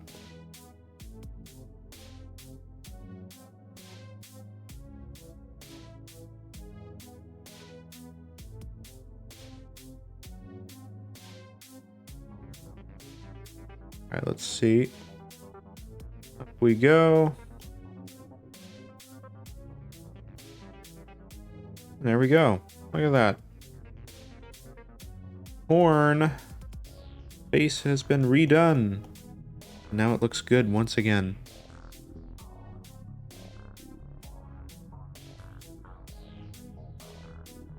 We'll do these lines as well. I don't think there's any reason to get rid of these. These are smaller line weight that I did originally, so we just have to go over them. I don't think the angle's perfect on all of these, but whatever.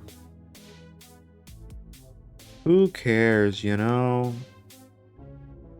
Who really cares? I don't think enough people. Unless you care. Which, if that's the case, then I'm sorry.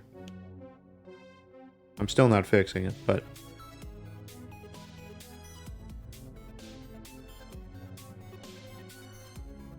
at least I have the apology ready for you. Alright. There we go.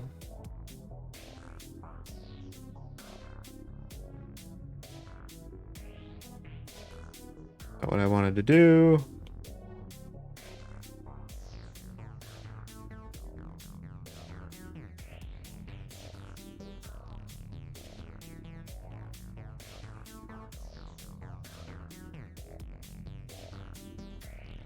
There we go. Looking good. Look at that. Hell yeah. Nifty. He's looking real good, I gotta say. He's looking crisp. He's looking refined and just pretty cool. In my opinion. At this distance, he looks like a character like in an actual cartoon. Maybe that's only me, but I think it does. Alright. Once again, we're going to do more of the same.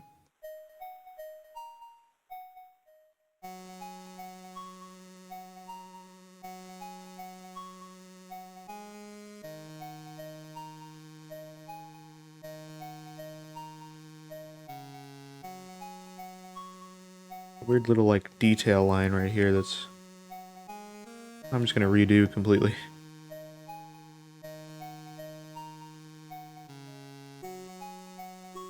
Like that. There we go. I could easily just be, like, completely redone, so I'm like, screw it. That's what we'll do.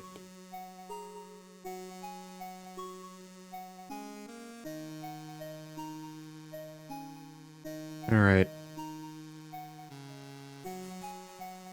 There we go on that. I'm gonna start going around this line, I guess. And refining little by little. I'm just gonna erase through these lines because we know where they're going anyway. I gotta erase both sides of the lines because I don't want to just like erase the underside because that'll make it overall a little thinner. We want to keep the same scale roughly. Doesn't have to be quite the same the whole time, obviously. Like I'm not erasing the insides of these lines, but that's okay. Who cares in that regard? Me partially, but that's fine.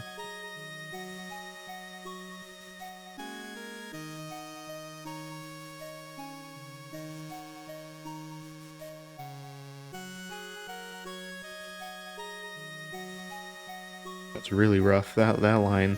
I don't even know what that line was or where it came from, but that was smudgy as hell. Nah. We're not having a line that bad.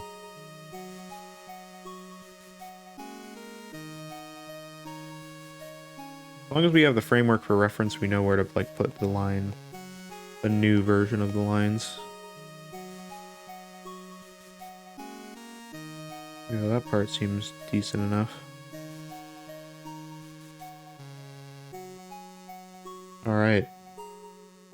You can see how it looks really terrible now. The line is so thin. Why, yes. Why, yes, it is.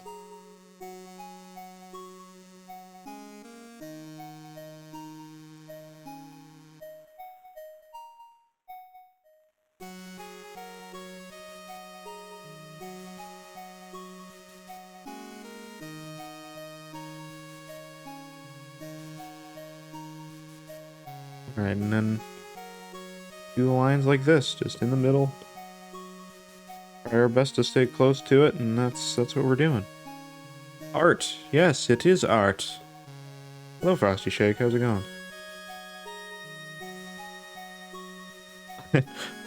I mean, I kind of already said it. Sure. We can do it all like... Hold on. Hold on, hold on. Hold on.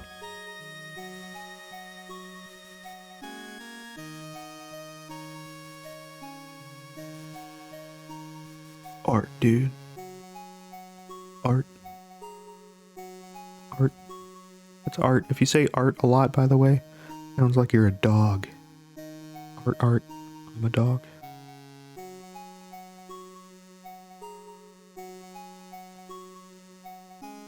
Anyway.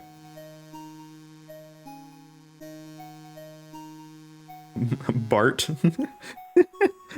Bart Simpson.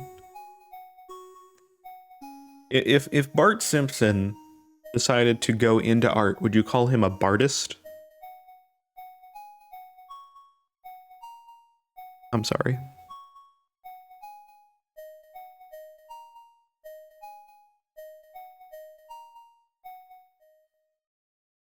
You shouldn't have had to hear that.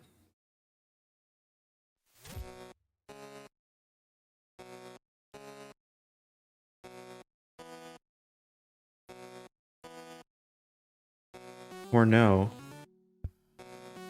Or no. You have one better? That would be insane. That'd be crazy, dude.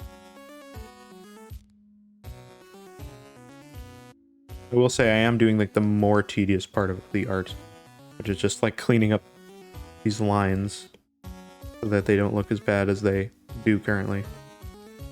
I don't know why these lines on this side are thicker, but they are.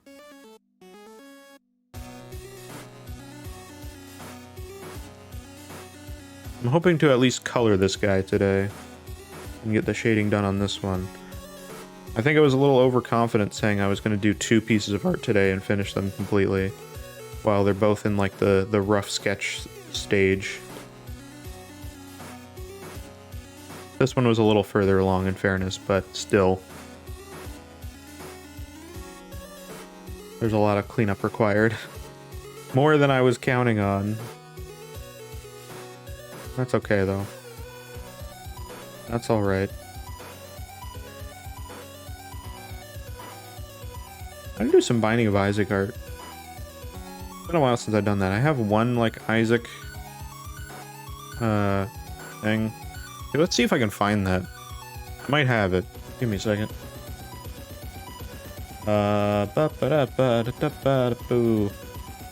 Isaac.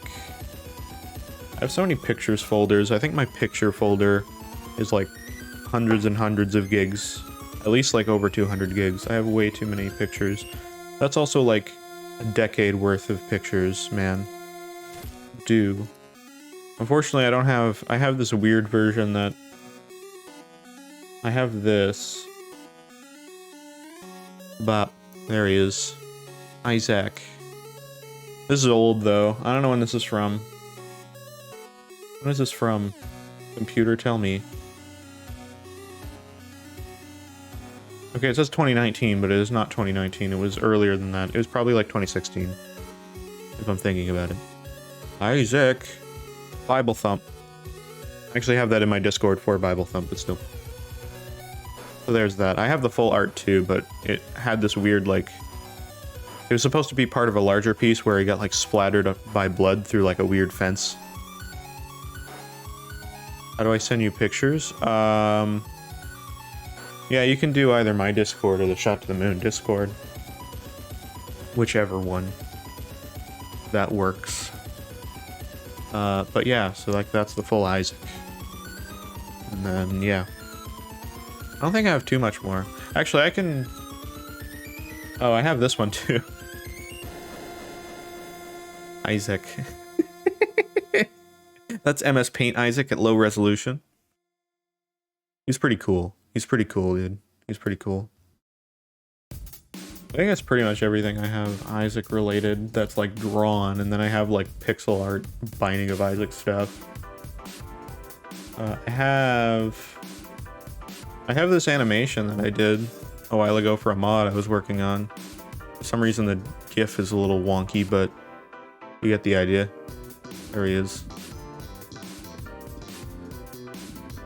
Supposed to be a boss, so yeah. I don't know what he's supposed to be, but he's a big old like pill-shaped thing.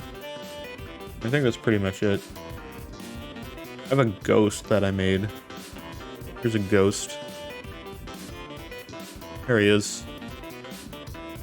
He's supposed to be chasing you around. There's a little Isaac ghost. I have some like Isaac pixel art, you know. A little bit here and there. Nothing crazy, but I got a little bit. I don't think I have anything else too crazy. I'm looking. I have some weird sprites, but I don't think I have like a picture of them all together. Oh, I do. I do. These were like item ideas that I had. Here they are.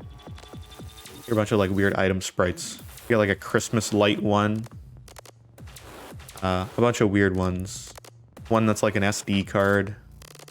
They'll have like description under them. This was like probably made around Afterbirth times, so some of these items might actually exist now. I don't know if any of them do. I don't imagine they do, but it's hard to say. Anyway. Yeah, I have the one like dice item that's kind of cool. That's there. I like that one a lot. It's supposed to be like a dice item that's a single use, and it either kills you or gives you a bunch of cool stuff, which I guess is kind of similar to the alabaster box, other than the fact that with that you just charge it and you use it and you automatically get something good out of it, or you get items out of it.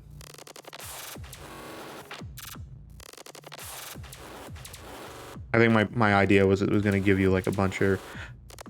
Well, maybe it's different than that, actually. I don't think it was supposed to give you items. I think my idea was like it would take you to... It had like a 33% chance of different options. It would kill you, or it would like send you all the way back to the basement. It would send you like to one of the like late rooms. Like it would send you to like the womb or like the void or something like that. It wouldn't be like the womb. It'd be like the chest or the void or the corpse, I guess, with repentance. Something like that, right? So that was kind of the idea with that. Anyway, we cleaned up his, this dude's horns. I think his mouth is good. It's pretty good, I think. I don't think I need to touch up his mouth. I think I did that last time. There's a little bit here that needs to be touched up on this initial line, but I can clean that up. A little bit of weird artifacting that could be fixed up a little bit, but after that I think we're good. I'm gonna then clean up the bottom of him, and then I can start coloring this dude in. It's gonna be sick. Again, I'm thinking like Binding of Isaac color palette, dark colors, a lot of like dark and like gray, black, some reds, that kind of thing, you know? Considering that I use the Binding of Isaac color palette for reference like all the time, I'm surprised that I don't draw more Binding of Isaac art. Because I should. Alright, we got this down here. Well, he looks great from the belt up, but his like cloak is a little rough. But that's also because it was made out of like 5 different elements, so in fairness, it actually looks better than I would expect it to, considering... Like, I moved his cloak so many times, and then like extended it like 5 different times. I think we got to a comfortable height with it, though, so in fairness, I think it worked out, but still.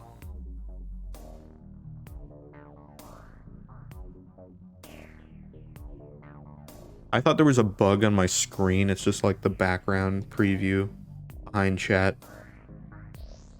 I almost got jump scared by nothing. By an on-screen animation.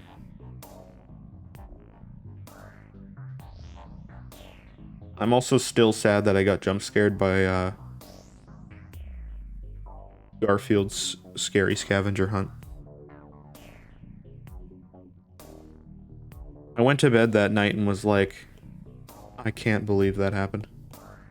I was disappointed with myself immensely. I was like, wow. I now have to add to the list of things that have happened to me. Got scared by a Garfield game. And,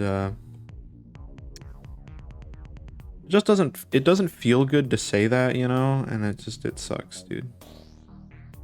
I don't want to have to be able to say that. I'd rather not. Whatever, it's happened now. I can't, like, keep dawning back on it. But it keeps coming up in my mind every once in a while. Like it did just now. I'm just like, wow. There it is again.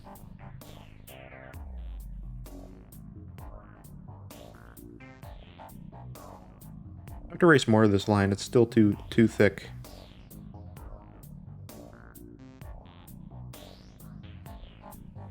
I don't know how much I want to like refine the like inner like lines that are giving it like some extra texture and stuff. I don't know how much I want to really touch that and mess with that, because I feel like if I touch it too much, I'm going to mess it up and then it's going to look even worse. But I don't know, dude. That line does look a lot better though when it's like all solid like that. We're getting there. The point is, we're getting there. Wow, that line is blurry as hell. The bottom of this outfit is very weird and wonky.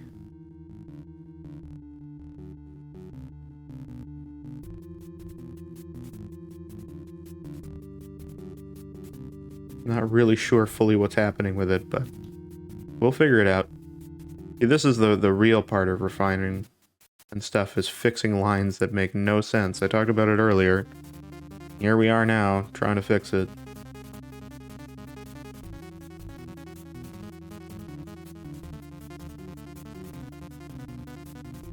I'm surprised, but I've used riskRED lol more than I thought I would. Oh, that's cool. That's awesome.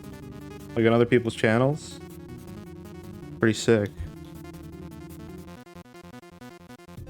Yeah, I just found like a screenshot of myself from one stream and I was like, that's kind of funny. I'm gonna make some weird picture out of it. And so I made that.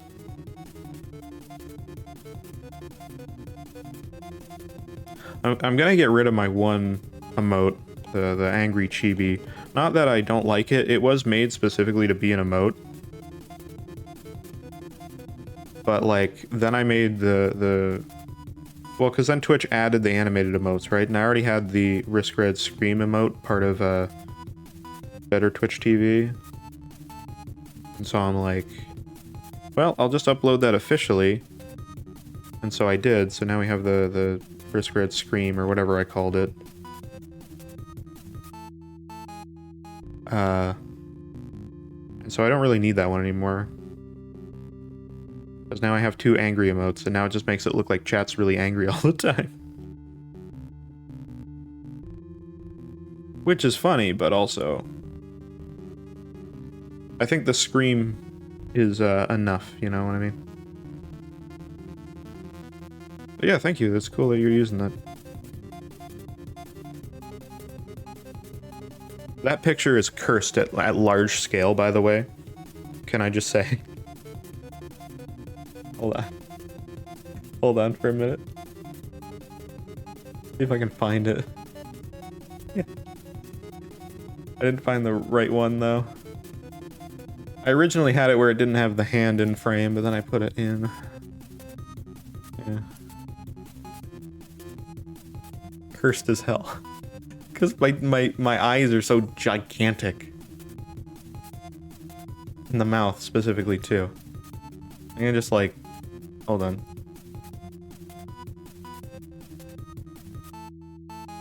There we go. Hold on, I gotta move it to where my drawing position is. There you go, guys. I gotta flip it. I gotta flip it. I gotta flip it. It'll look really weird flipped, but there we go.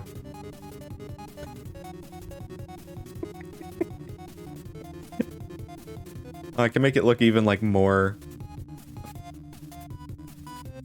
I can make it look even better.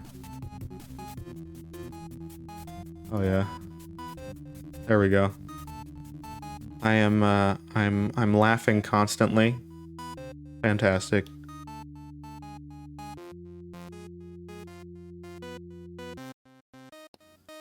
You know, I should just be like a VTuber and then set it up where it's just this emote like the whole time. But then it's like actually following where my head is all the time. And then I'd never have to worry about it, and then I'd always be like I'd be happy forever on stream. I'd always be smiling, having a great time. You know? It'd be great.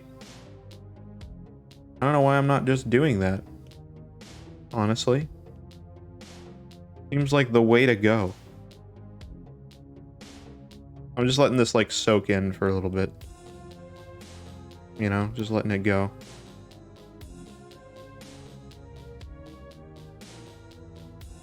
It's good to be happy, good to be smiling.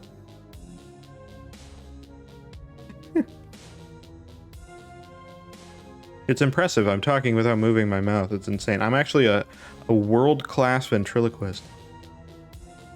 You didn't know. You know now. You didn't know, but now you know. Alright. Alright, I'm done with that. There we go. Hello, I'm back. I can move again. It's crazy.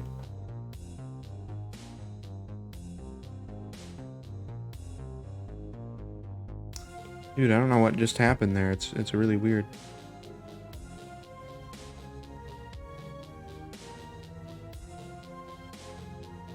Alright, that can stay the same. That's fine. This line is cursed as hell. I don't even know what's going on here.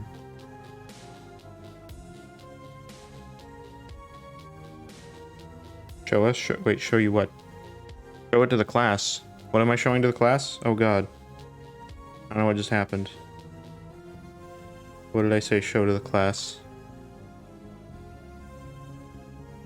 Oh no.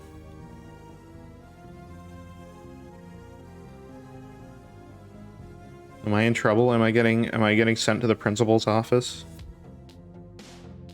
Doesn't seem good.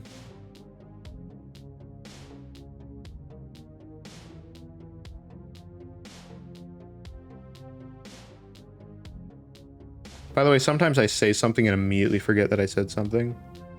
So, yeah.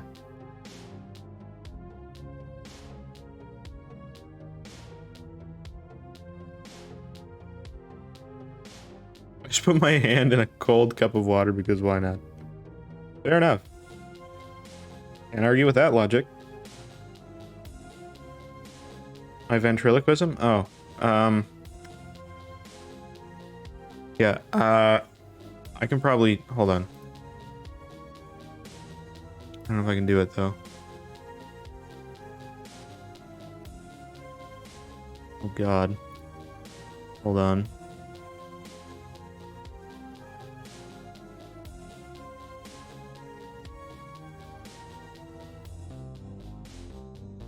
Here we go. I got it. I know what I'm gonna do. I know what I'm gonna do. It's gonna be amazing. You're gonna be like, holy crap, this is insane. There's no way that I was able to do this. It's crazy. I think. I could be wrong. This might not even work at all, but... Give me a second.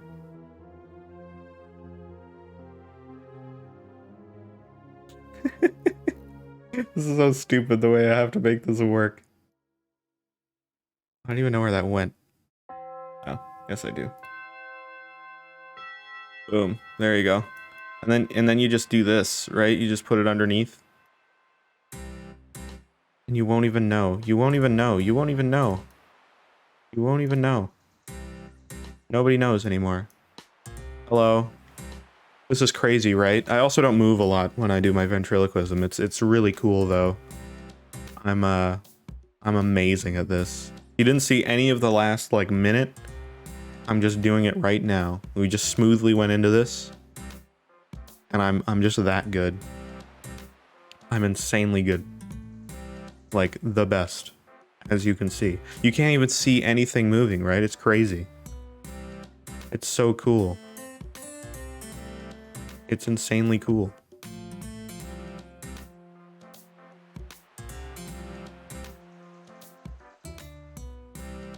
Anyway, totally nothing happened there. Oh, there was a weird stream glitch and it's just yeah, it was weird. You didn't see anything.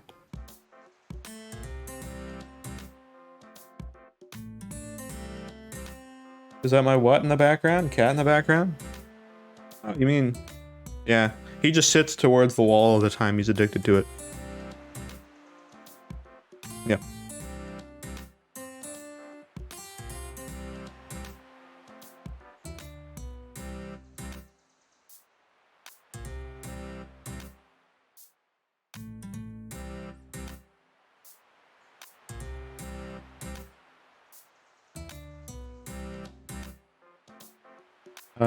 Yeah. I actually have 3 cats. It's kind of... wasn't supposed to be that way. We ended up getting 1 cat that, like, didn't like us that much, so we were, like, pretty sure we were gonna get rid of him, because he was just, like, he didn't want to hang out with us at all. He would, like, hide from us all the time, and we were kind of like, oh, that's probably not gonna... that's not gonna work out. But then eventually he started coming around. But in that meantime, we ended up getting another cat.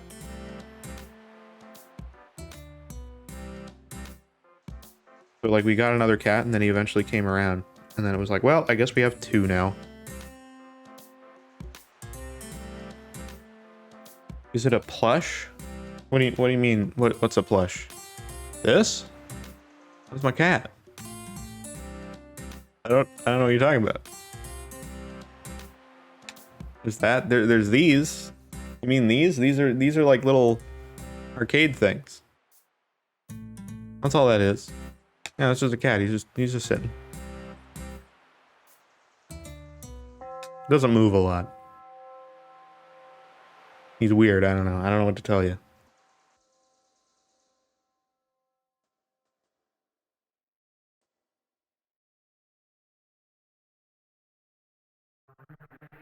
I could grab him, but I don't really want to disturb him.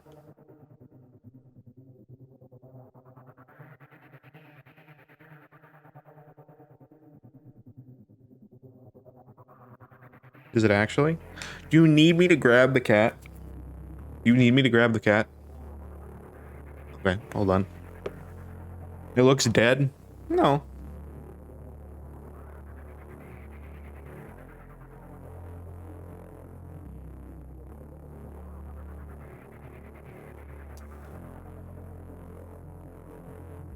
He doesn't move a lot, though. He doesn't move.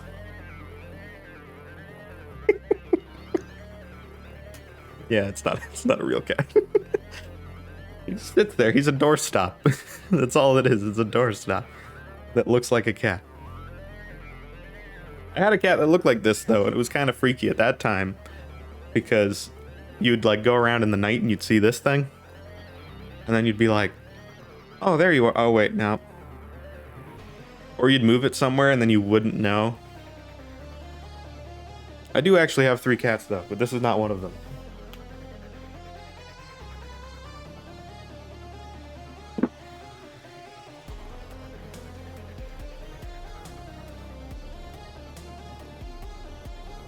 Actually, I could go get one of my actual cats. Hold on.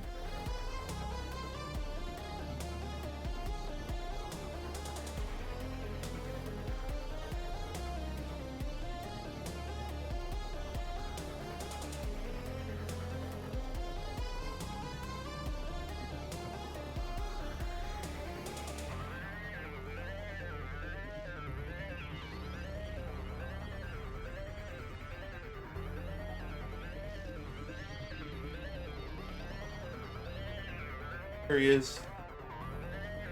Here's an actual cat. Oh. He likes to lean back and stuff.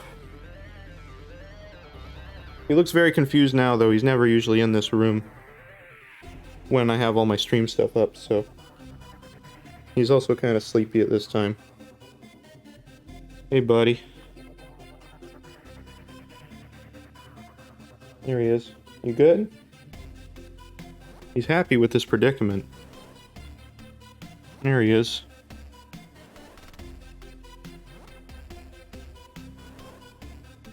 There he is. He's sniffing my desk. Hey. Yeah, look up here. I don't think he's sure what he's doing. Oh, he's sitting on me now. Alright, I have to, like, sit. He's sitting on me now.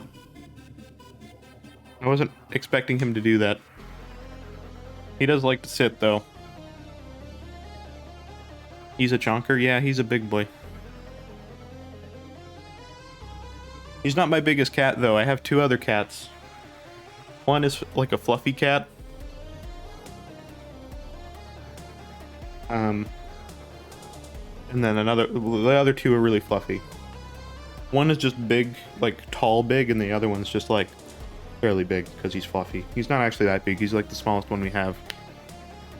Chonk, not chink. Yeah. That's what glasses do when you put them together, right? Anyway, he's happy and content. I can't really draw like this, though. Dude, I need to get back to the thing. I need to get back to the stream and drawing. Let you lay here, but with the desk set up, I don't think that's gonna work. Don't look at me like that. Don't look at me like that.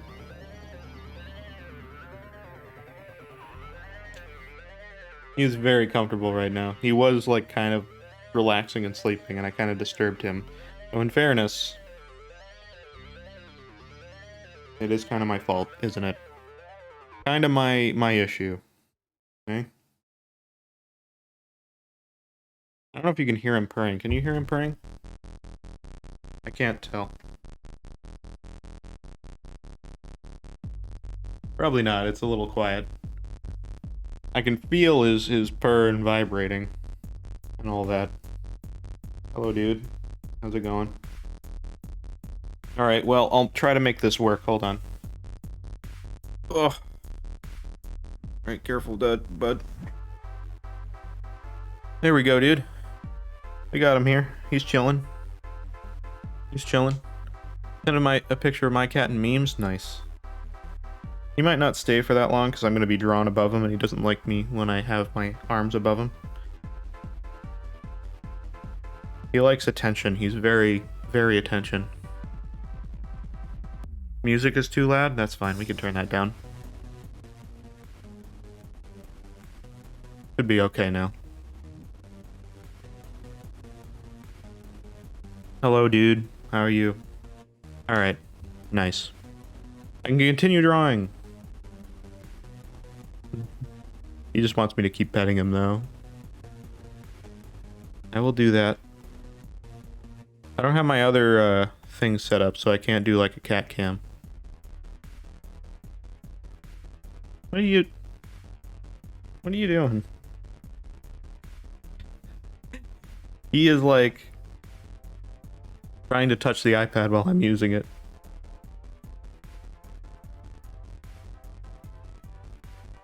I can't hear him purring? Yeah. It's fine. It's cut off by my mic because it has a noise gate on it. He's not purring that loudly. He sometimes purrs like crazy. My one cat purrs like crazy when you get him purring, but he doesn't purr a lot.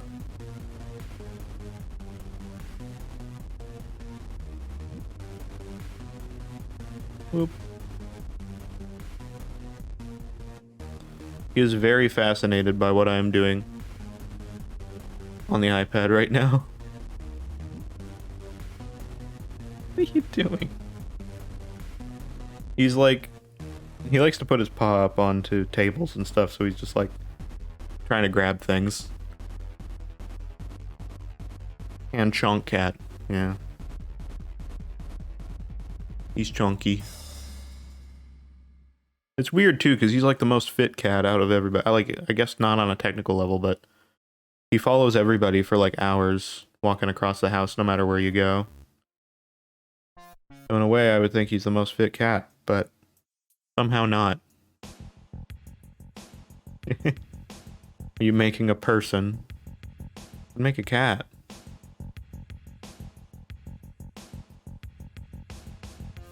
I have an emote of my cat in the Discord, of this guy. Because I took a picture of him when he was yawning, which was not the plan, he just happened to yawn when I was taking the picture. And so now it just looks like a really angry photo of him. Which is kind of hilarious.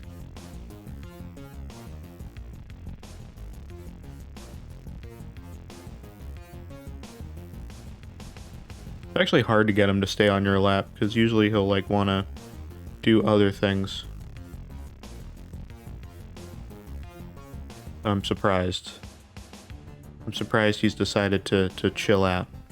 Kind of. He's still very interested in what I'm doing right now. He likes to watch TV too. Like if you put on like Animal Planet or something like that, he is like down and out. And he's just invested. Can't really blame him, it's interesting. It's just funny.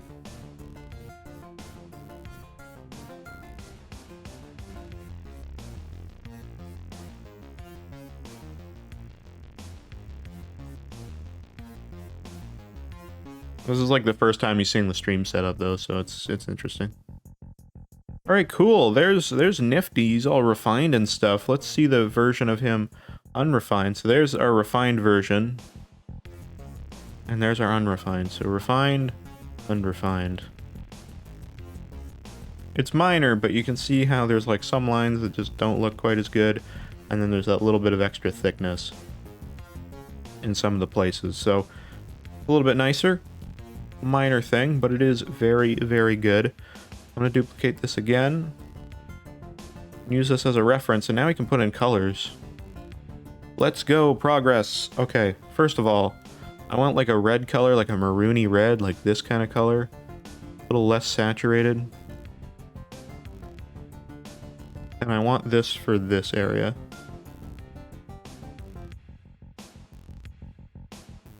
Actually, you know, now that I'm thinking about it, I want it down for like this area down below. And then I want to make it a bit brighter. And a little bit more red for this top area. Like that. Maybe a little bit lighter. Maybe a little bit lighter. Like that, yeah. This is kind of the colors I'm thinking of for him. I don't know if his skin would be like a gray color. I was thinking he would be red, but now that I'm thinking about it, no. That would be weird. That's not really what I want. Maybe he can be like a slightly reddish gray as well. Like this color. Is that a weird color? It's kind of a weird color.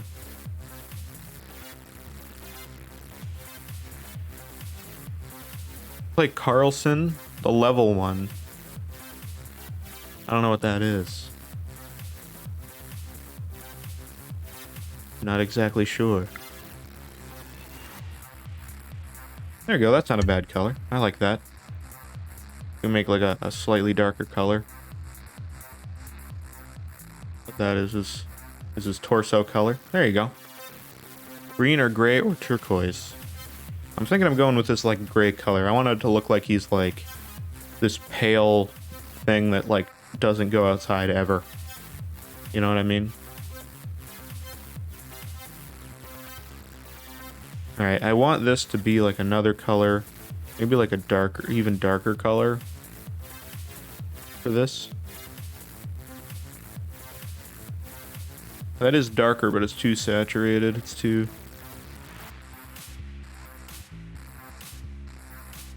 This color?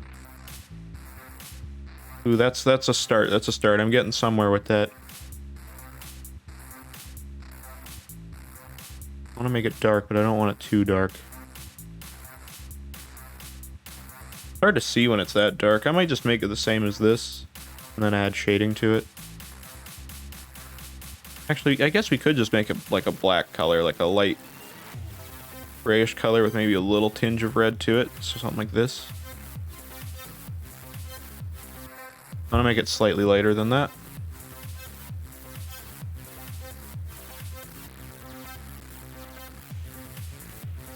Somewhere around there, I think.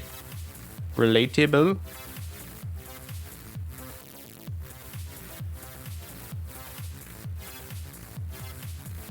Something like that. Something like that. It's a good color. Because I don't want it to be too dark, but I want it to be like dark enough. I might make it slightly lighter. This one's like a very specific color I'm looking for. Yeah, because that's too bright. It's like right in between where I had it. It's like there. Ah, that's not it. No. Yeah, that's close enough. I'd say paper bag brown. I thought about that. I think it'd be too... I want it to be dark because I want it to like build up a contrast to the brightness of his head. We could make it brownish though. We could like add a little bit of that. Not actually a bad idea.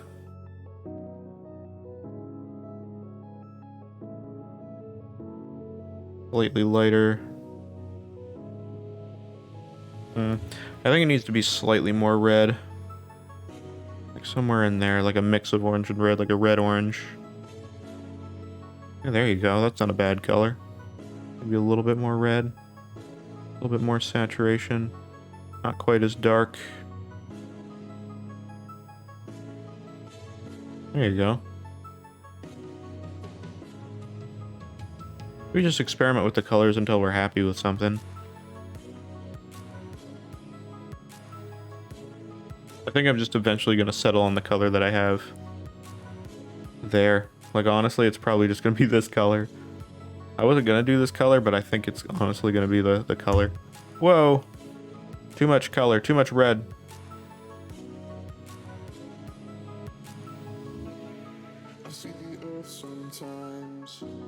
Yeah, maybe that's that color. You know what I'm gonna do? I'm gonna make this that color, and I'm gonna make these red colors brighter on the torso. Like I'm gonna convert this to this color, and then I'm gonna make a brighter red, like this for this. I think that's the play.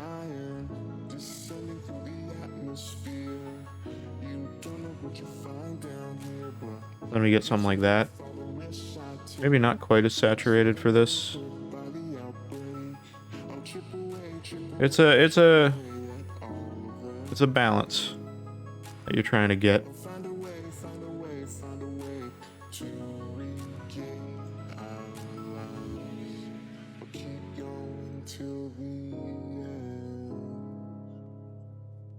I don't like this bright red color. I think it stands out too much. Take you by the hand to make you understand that we can save the world. That's too orange. I was trying to add a bit of orange to be clever. Oh, there you go. That's what I wanted. I didn't want it to be as bright as it was. I think I'm good.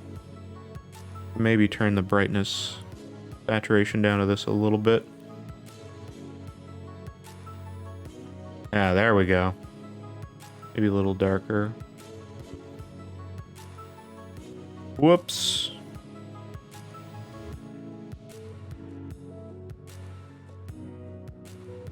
Yeah, I'd say that's good.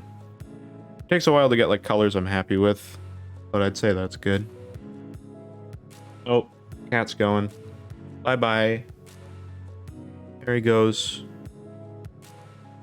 Oh, he's sitting. He's sitting. He's right there. I don't know where he's deciding to go. I don't think he's sure.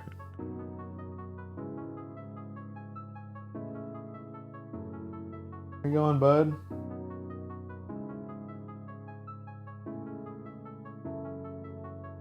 I don't think he fully wants to leave because he's usually not allowed in here when I'm doing a stream. And I think he knows. I think he knows. And he's like, I don't know. I shouldn't leave. I know I shouldn't. Because if I leave, I may not be able to return. It is a little humorous.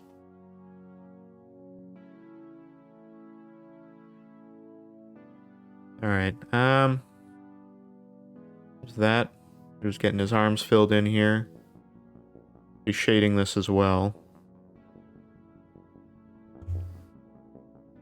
Honestly, the color's filling in really well this time around, so I'm happy about that. Yeah, I do like that as like his kind of skin-ish texture. I think this will be his horn color, but I could be wrong. Might be a little too dark. I might need to brighten that up a little bit.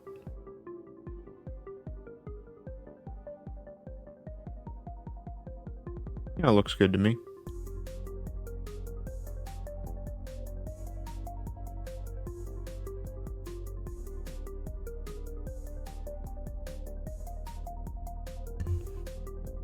I don't know if that's too dark, though. I don't really know. I'm filling it all in just to see, like, a... Whoopsie. Hard to get it into the small ones sometimes. There we go. I think I like it being that dark. I think it's not too bad. I don't think it's too shabby. Oh, I don't have it on the iPad. There we go. That's what I did. Forgot I went back to show you my cat. But that's what I did. I think that's all right. I don't think it's too bad. I think it's all right. All right. Let's see here. Whoa. Sometimes colors fill in more than I expect them to, and then it's like really weird.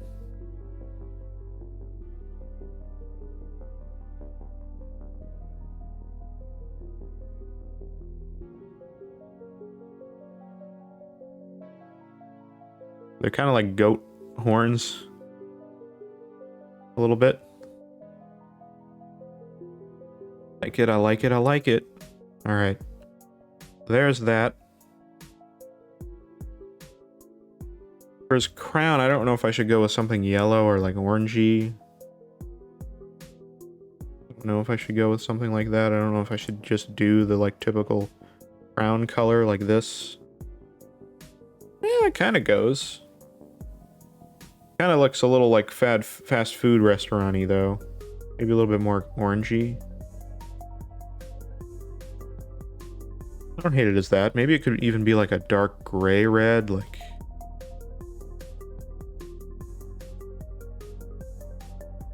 Like a really dark red, like this.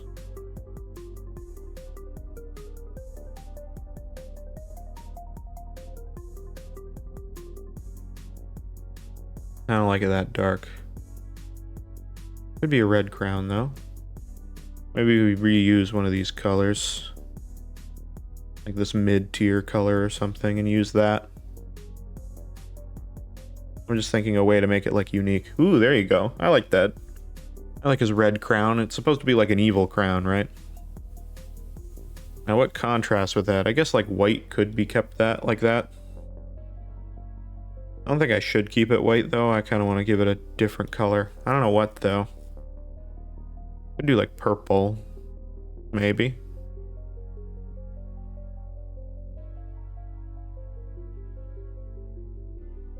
Oh, that's a weird one. Green? Green is like a great contrasting color to red, but it looks a little Christmassy sometimes.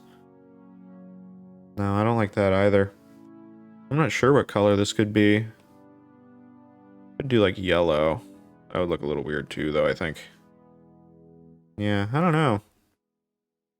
Do like a gray, like just a really desaturated color like this. Call it a day. But I don't know. I might just go with like a white, but I'll put a little bit of a color in there. Yeah, I'm gonna keep it like that because I think honestly it's not gonna be any better. I'm also gonna keep this slightly off-white color, make it a little brighter, and put them in the eyes here.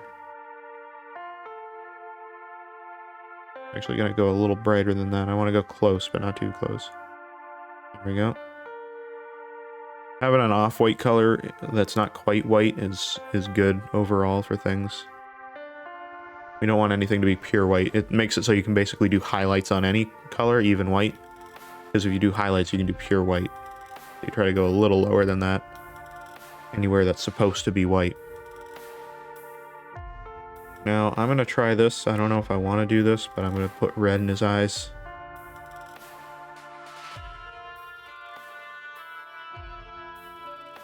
That looks a little too evil. I'm going to try this like horn color that I made and see if that's better.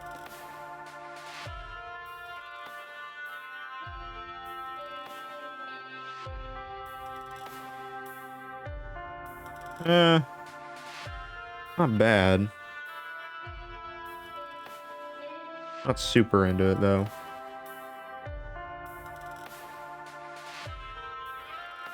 I'm gonna try to make it a little lighter than the horn color, but like a similar color.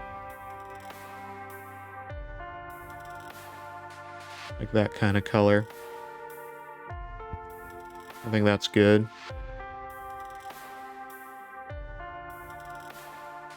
Yeah, there you go. That's better. I like that. His teeth are going to be that same kind of off-white color.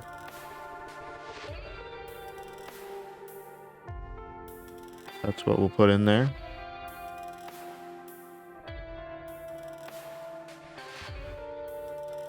Nothing too crazy with that one.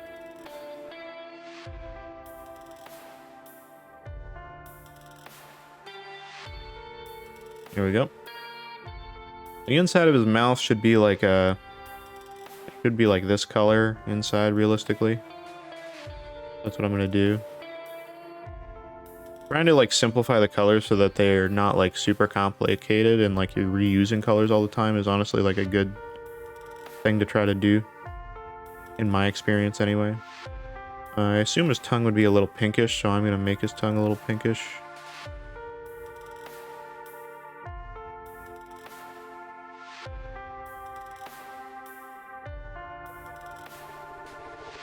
A little too pinky for me. There we go.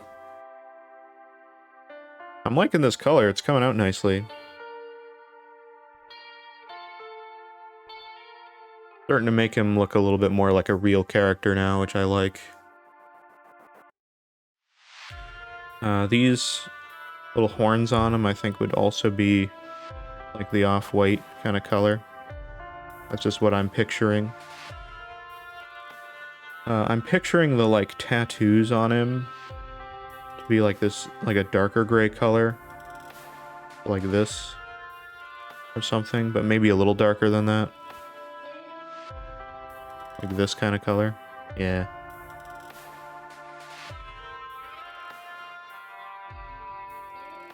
I kind of already had ideas for what color palette I wanted to do. Obviously, it's not exactly what I thought I was going to do. But these are the kinds of colors I wanted to use at the least. Which is good enough for me. I'm just going to paint that in. I'm missing a skin color in between this ring. There we go. Nice, and his tattoos look a little like tattoos now, which is one of the things I don't think was really coming across before. But I feel like it's starting to now, so that's good. We're going to make the eye red, the same kind of red we had. I'm going to put in a, like, pretty much completely not red kind of gray color in here. A little too bright for my liking, or too dark. There we go, that's what I want. Perfect. I'm really liking this. I think I had a cat pop in here. Or not, I'm going crazy. I think I'm going crazy. Anyway. Oop, that color's not good. Whoop. I gotta fix this. There we go. Okay, what else do we got here? I guess we can put red in here too. Oops. Why not?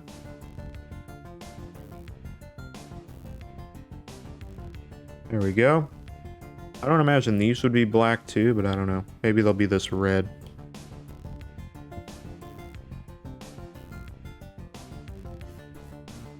Yeah, look at that. This is cool. I really like this color palette. It's very different from what Sealber had. He had his own submission. And it was kind of a very like purple kind of color. The skin color's similar-ish. This was a little bit more beige. Mine's kind of a little... It has a bit of beige in it, but it's gray mostly.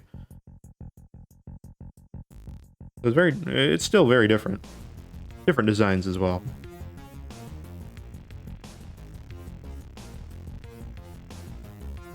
And down here to contrast, I'm going to put the brighter red.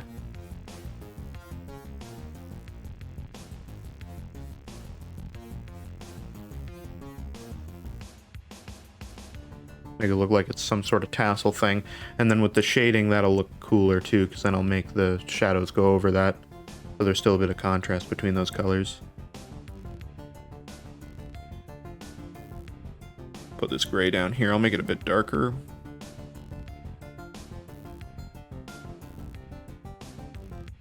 There we go. I'll put that gray in these as well.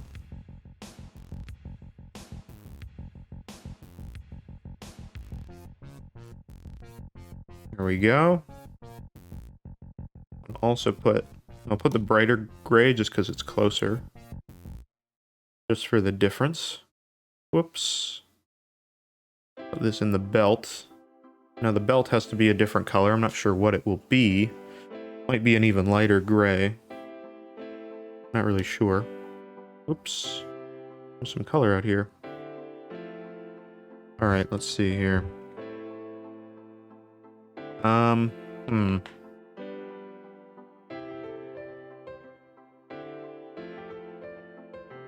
am going to put, I think, a lighter gray with a little bit more red in it.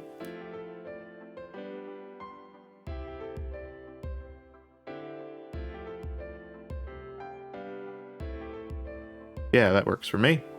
I like that color. Alright. Now, I don't know what color this symbol's going to be. It might be red again.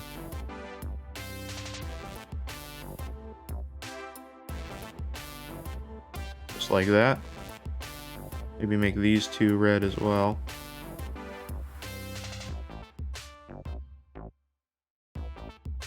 And the inside of that can be something else. I might keep it white like that, but I'll put this off-white in there. Makes it stand out a little bit.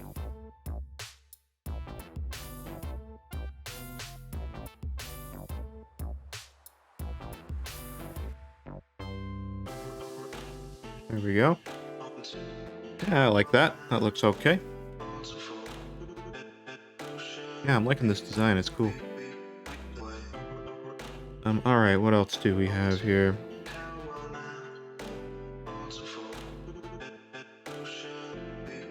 We also have this collar part. I honestly think it looks pretty good as white. I'm gonna put an off-white in there again. I think I'm also gonna put the off-white in here. In these cuffs. I didn't think I was going to, but then I'm like, you know what, I actually kind of like it, so I'm going to keep it. These little triangle-like slots for the belt, though, I don't want to keep that color. I want to change it. Probably just do this darker gray that we have.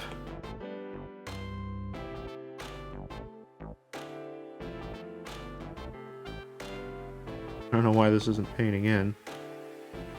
Oh, that's why. My opacity's all the way down. And the brush size is down. I don't know what happened to my brush settings, but I was not happy for a little bit. Yeah, I'm just painting these in because they're so small that they probably won't be... They won't even register properly, so... Same as this little area. There we go. Very nice. There we go. We need to put the little skin color down here. I'm actually going to put the darker one that we have, since it's under a robe.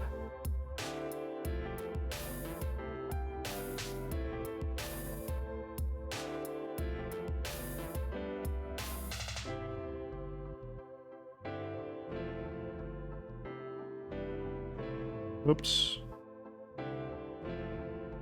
Trying to fill this in without going outside the line. There we go. Very nice. And that is our NIFTY man. There he is. No shading at the moment, but we'll add that. I actually have a cool way we can do some cool shading.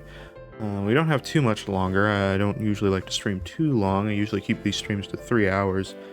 So I don't know if we'll get all the lighting done today, but I'll show you a cool thing I like to do. So I'll do the hue and saturation all the way down, and we'll get this black layer. There's a few little white spots, because not everything fills in exactly, but it's fine. That's minor. So then we get this, and we go to linear burn. We turn this down to about 50%. And then what we can do is we can start, like, basically erasing it, in a sense. If that makes sense. I'll actually go back to this brush for that. Then what you can do is you can start, like, erasing bits.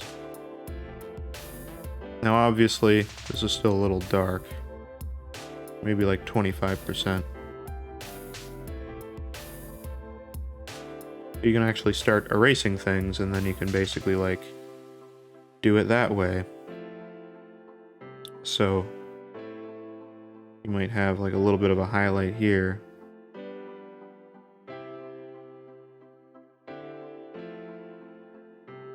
Right?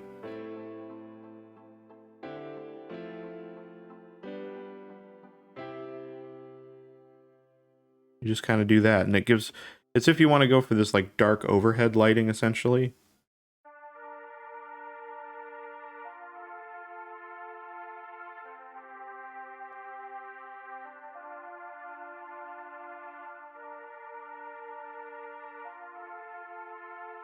And so that's what we can kind of do with this. I've only just recently started using this technique, so I'm not perfect with it yet, by any means. I'm not saying I'm a master at this, but... fun to try and do.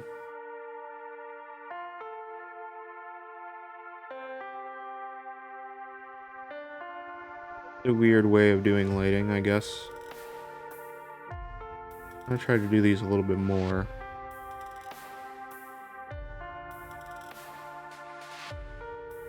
You might have to look up more references of eyes with this kind of lighting. Or, like, just things with this kind of lighting, because some of it I'm not fully sure what to do for lighting. I do a lot of, like, side directional lighting, which is easy enough to do. This is more of a dynamic lighting. So it's tough to, like, be consistent with it and make sure that it looks good. I think that's good.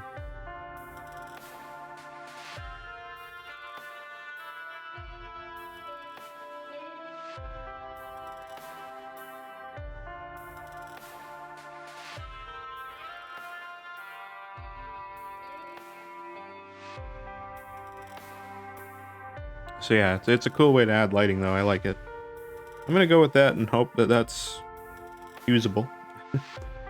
Oh, the other cool thing, too, is you can go back in with a brush. So I'll go in with my liner brush just because it's more consistent. And use black. And then you can fill it back in. Right? Which is kind of like an eraser, but that's how you would use it for this. Like, that was a little too steep for me, so... there's that. Same as this is a little too steep, so I'm doing that. There we go. That looks a bit better to me.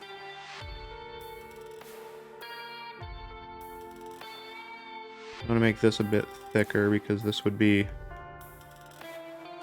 a bit thicker in my eyes. And yeah, so this is sometimes how I do lighting in this kind of way. This is what I did for the Cult of the Lamb art. Again, this takes heavy inspiration off of that itself because it's similar art style I'm using.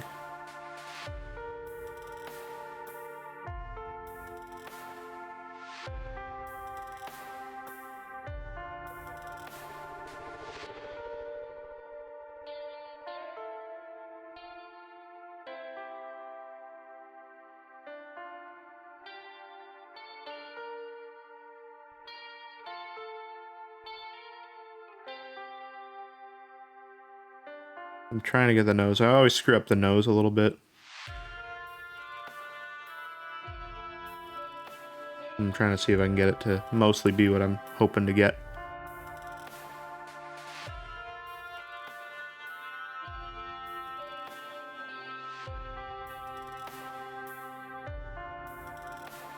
I'm trying to get it to be like kind of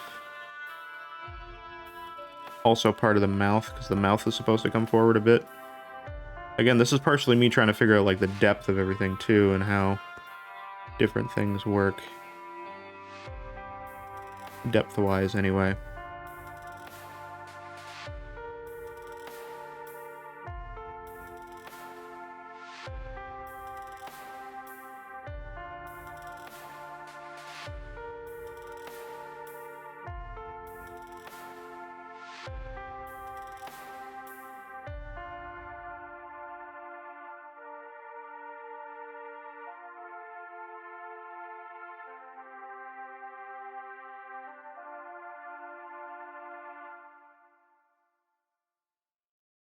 There's just a little bit of refinement here and there until you get something that you're like, yeah, that works. That makes sense. Or that doesn't make sense, or whatever it is, you know?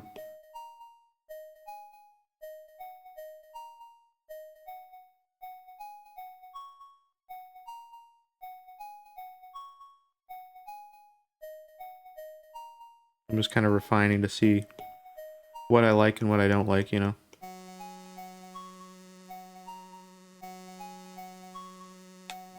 There you go, I'm starting to like that. I think.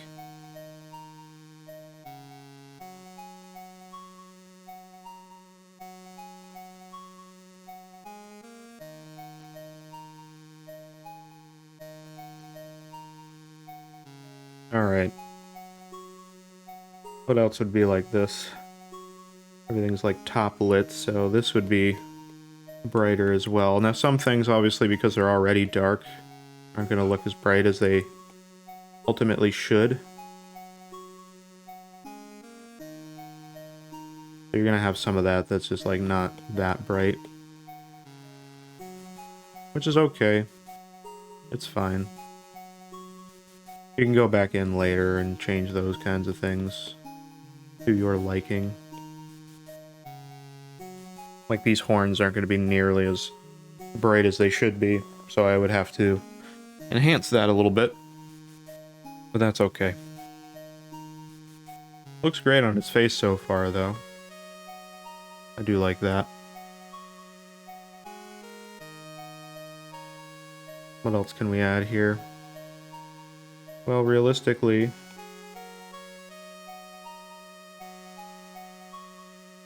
I do think that his actual side of his little eye flaps would be fairly thick with lighting. There's that. I'm calling them his eye flaps. I don't know what it is. It's going into his forehead.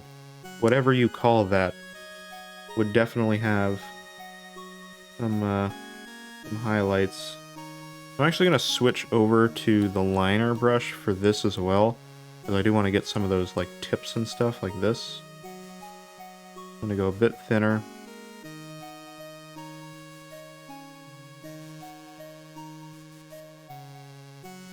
This gives me some of these to work with, right?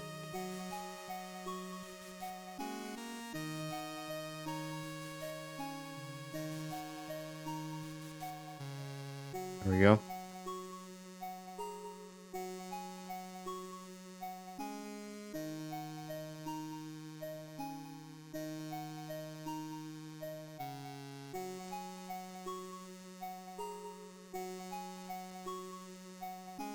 There's obviously going to be some lighting inaccuracies that I'm just doing because it looks better to have it than not.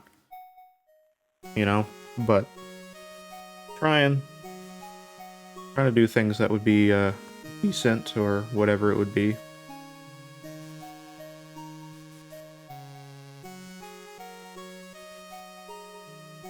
And obviously there'd be a bit in the eyes because these are supposed to be raised.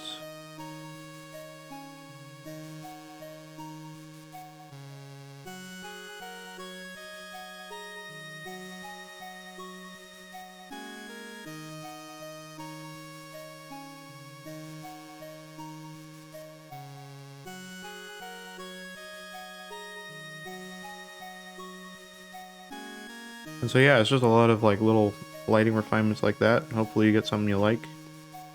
I'm kind of half and half right now on what I currently am into, but made that side a little thick. I don't know if I had to do that, but whatever. We can always add black. I'm going to do that a little bit here just because I don't quite like what I did here. It should be a little thinner. Something like that.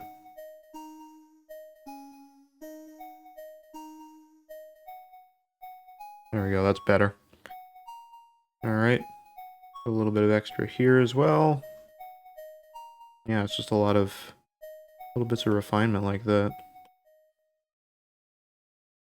I don't know if we'll finish this today, but I don't think we will. I was hoping we would, but I don't think we will.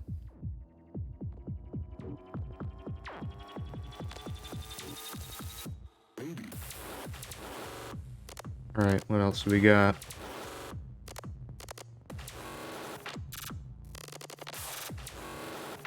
Little bits here and there. I'll do the veins as well, but I don't know. Not all of them are going to be affected by that as much as others.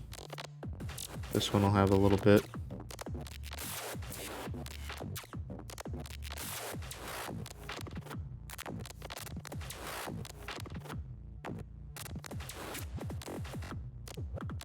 Like that. That actually helps bring out the depth quite a bit on some of these veins, so that's kind of cool.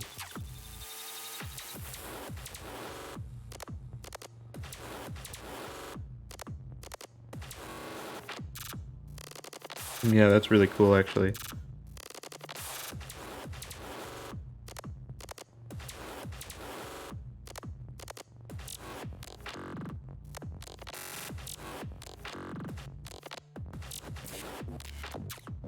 And I kind of have to stay, there's a weird part of this where I kind of have to stay a little like, like aware of the verticality of the drawing so that I know where like the lighting should be. You know what I mean?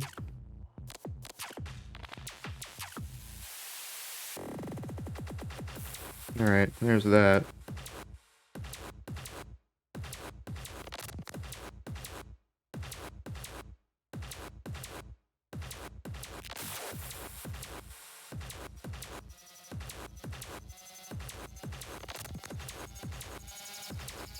Another vein there, so I gotta do that. There we go. And of course there would obviously be tons of brightness here at the top of the head.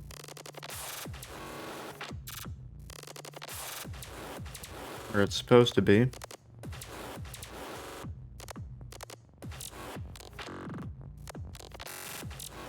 There we go.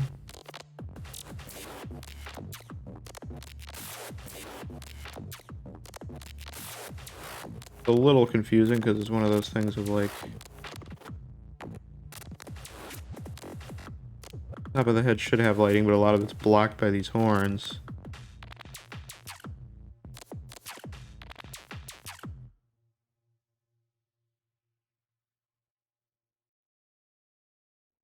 Does it make sense that there's lighting underneath the horns? Not really, but we need something to emphasize the fact that there's lighting up there as well.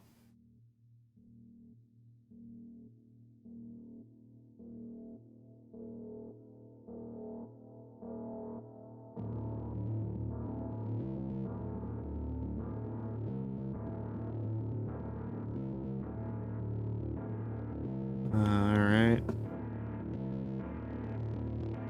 Bringing out the tips of his teeth a little bit, I don't know why. Just something to add some detail. I feel like part of his mouth should have some lighting, but really all of it's like in shadows, so wouldn't really make sense, honestly. I'm just thinking if there's anywhere else I should have some lighting. Maybe just up the side of this. I think we're good on his face. I think so, anyway.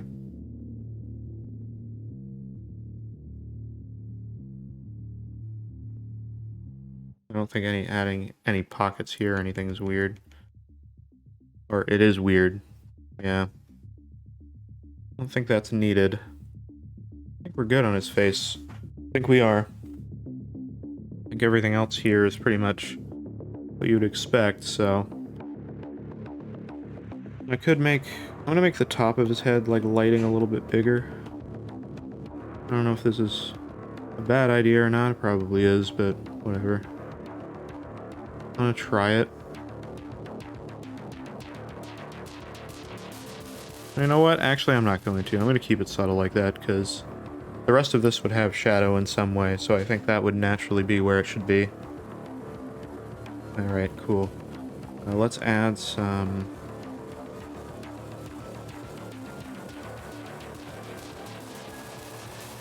backlighting to the crown.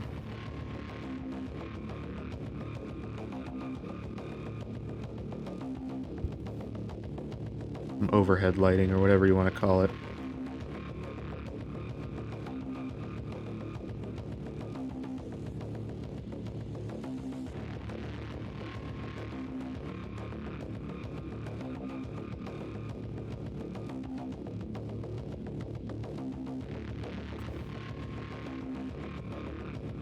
Alright, there's that.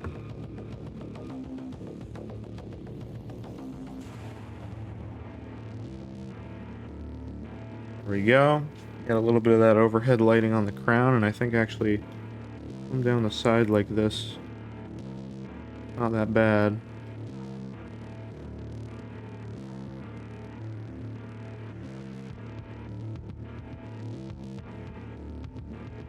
There we go. I whacked the microphone again, sorry. Alright, there we go. That's a lot better.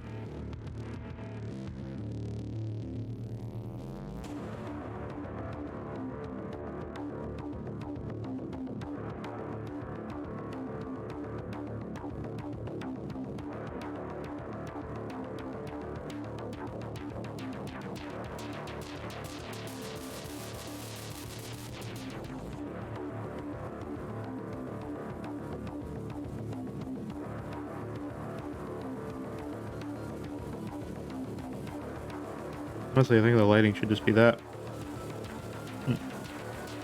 Yeah, that makes sense. That should be what it is.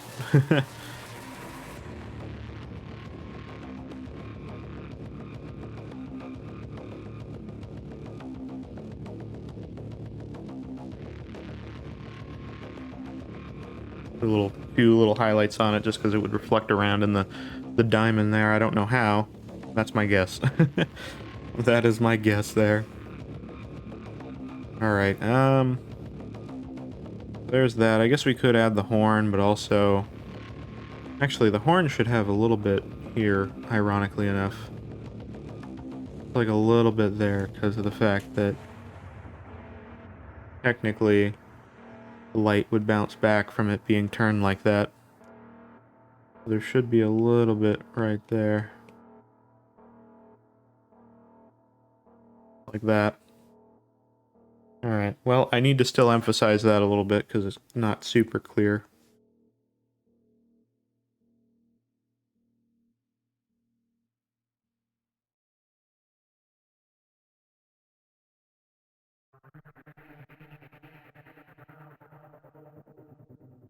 Just adding this. And honestly, I kind of like doing lighting this way. It's cool. It creates a really cool dramatic look. I do like that a lot. The cool, like, villainous lighting, too. Which NIFTY is nowadays. Once again, he looks very different than he used to. There's that. It is cool lighting, I do like it. How much are we in this? We're a little over 3 hours into this. I could keep going for a while. This lighting does take a while. So yeah.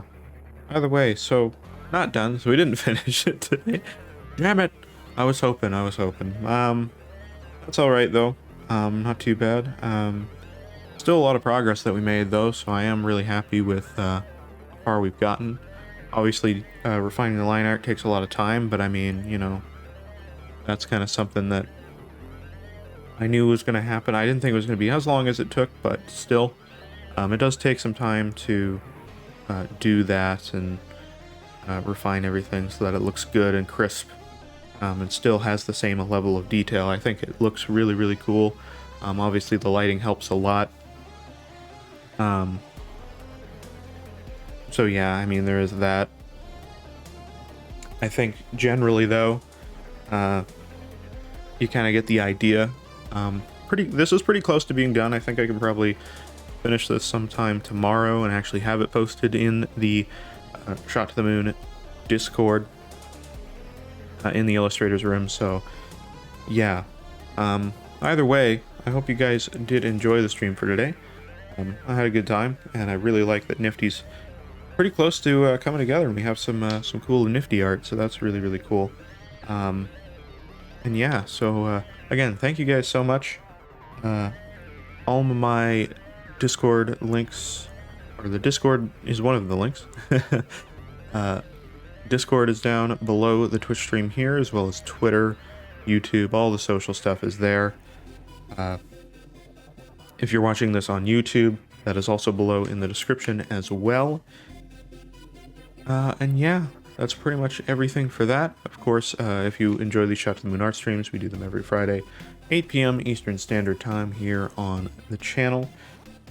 Tomorrow, Saturday, I also do a stream, so I will be here tomorrow, 1 p.m. Eastern Standard Time, and we will be doing more of Death Stranding.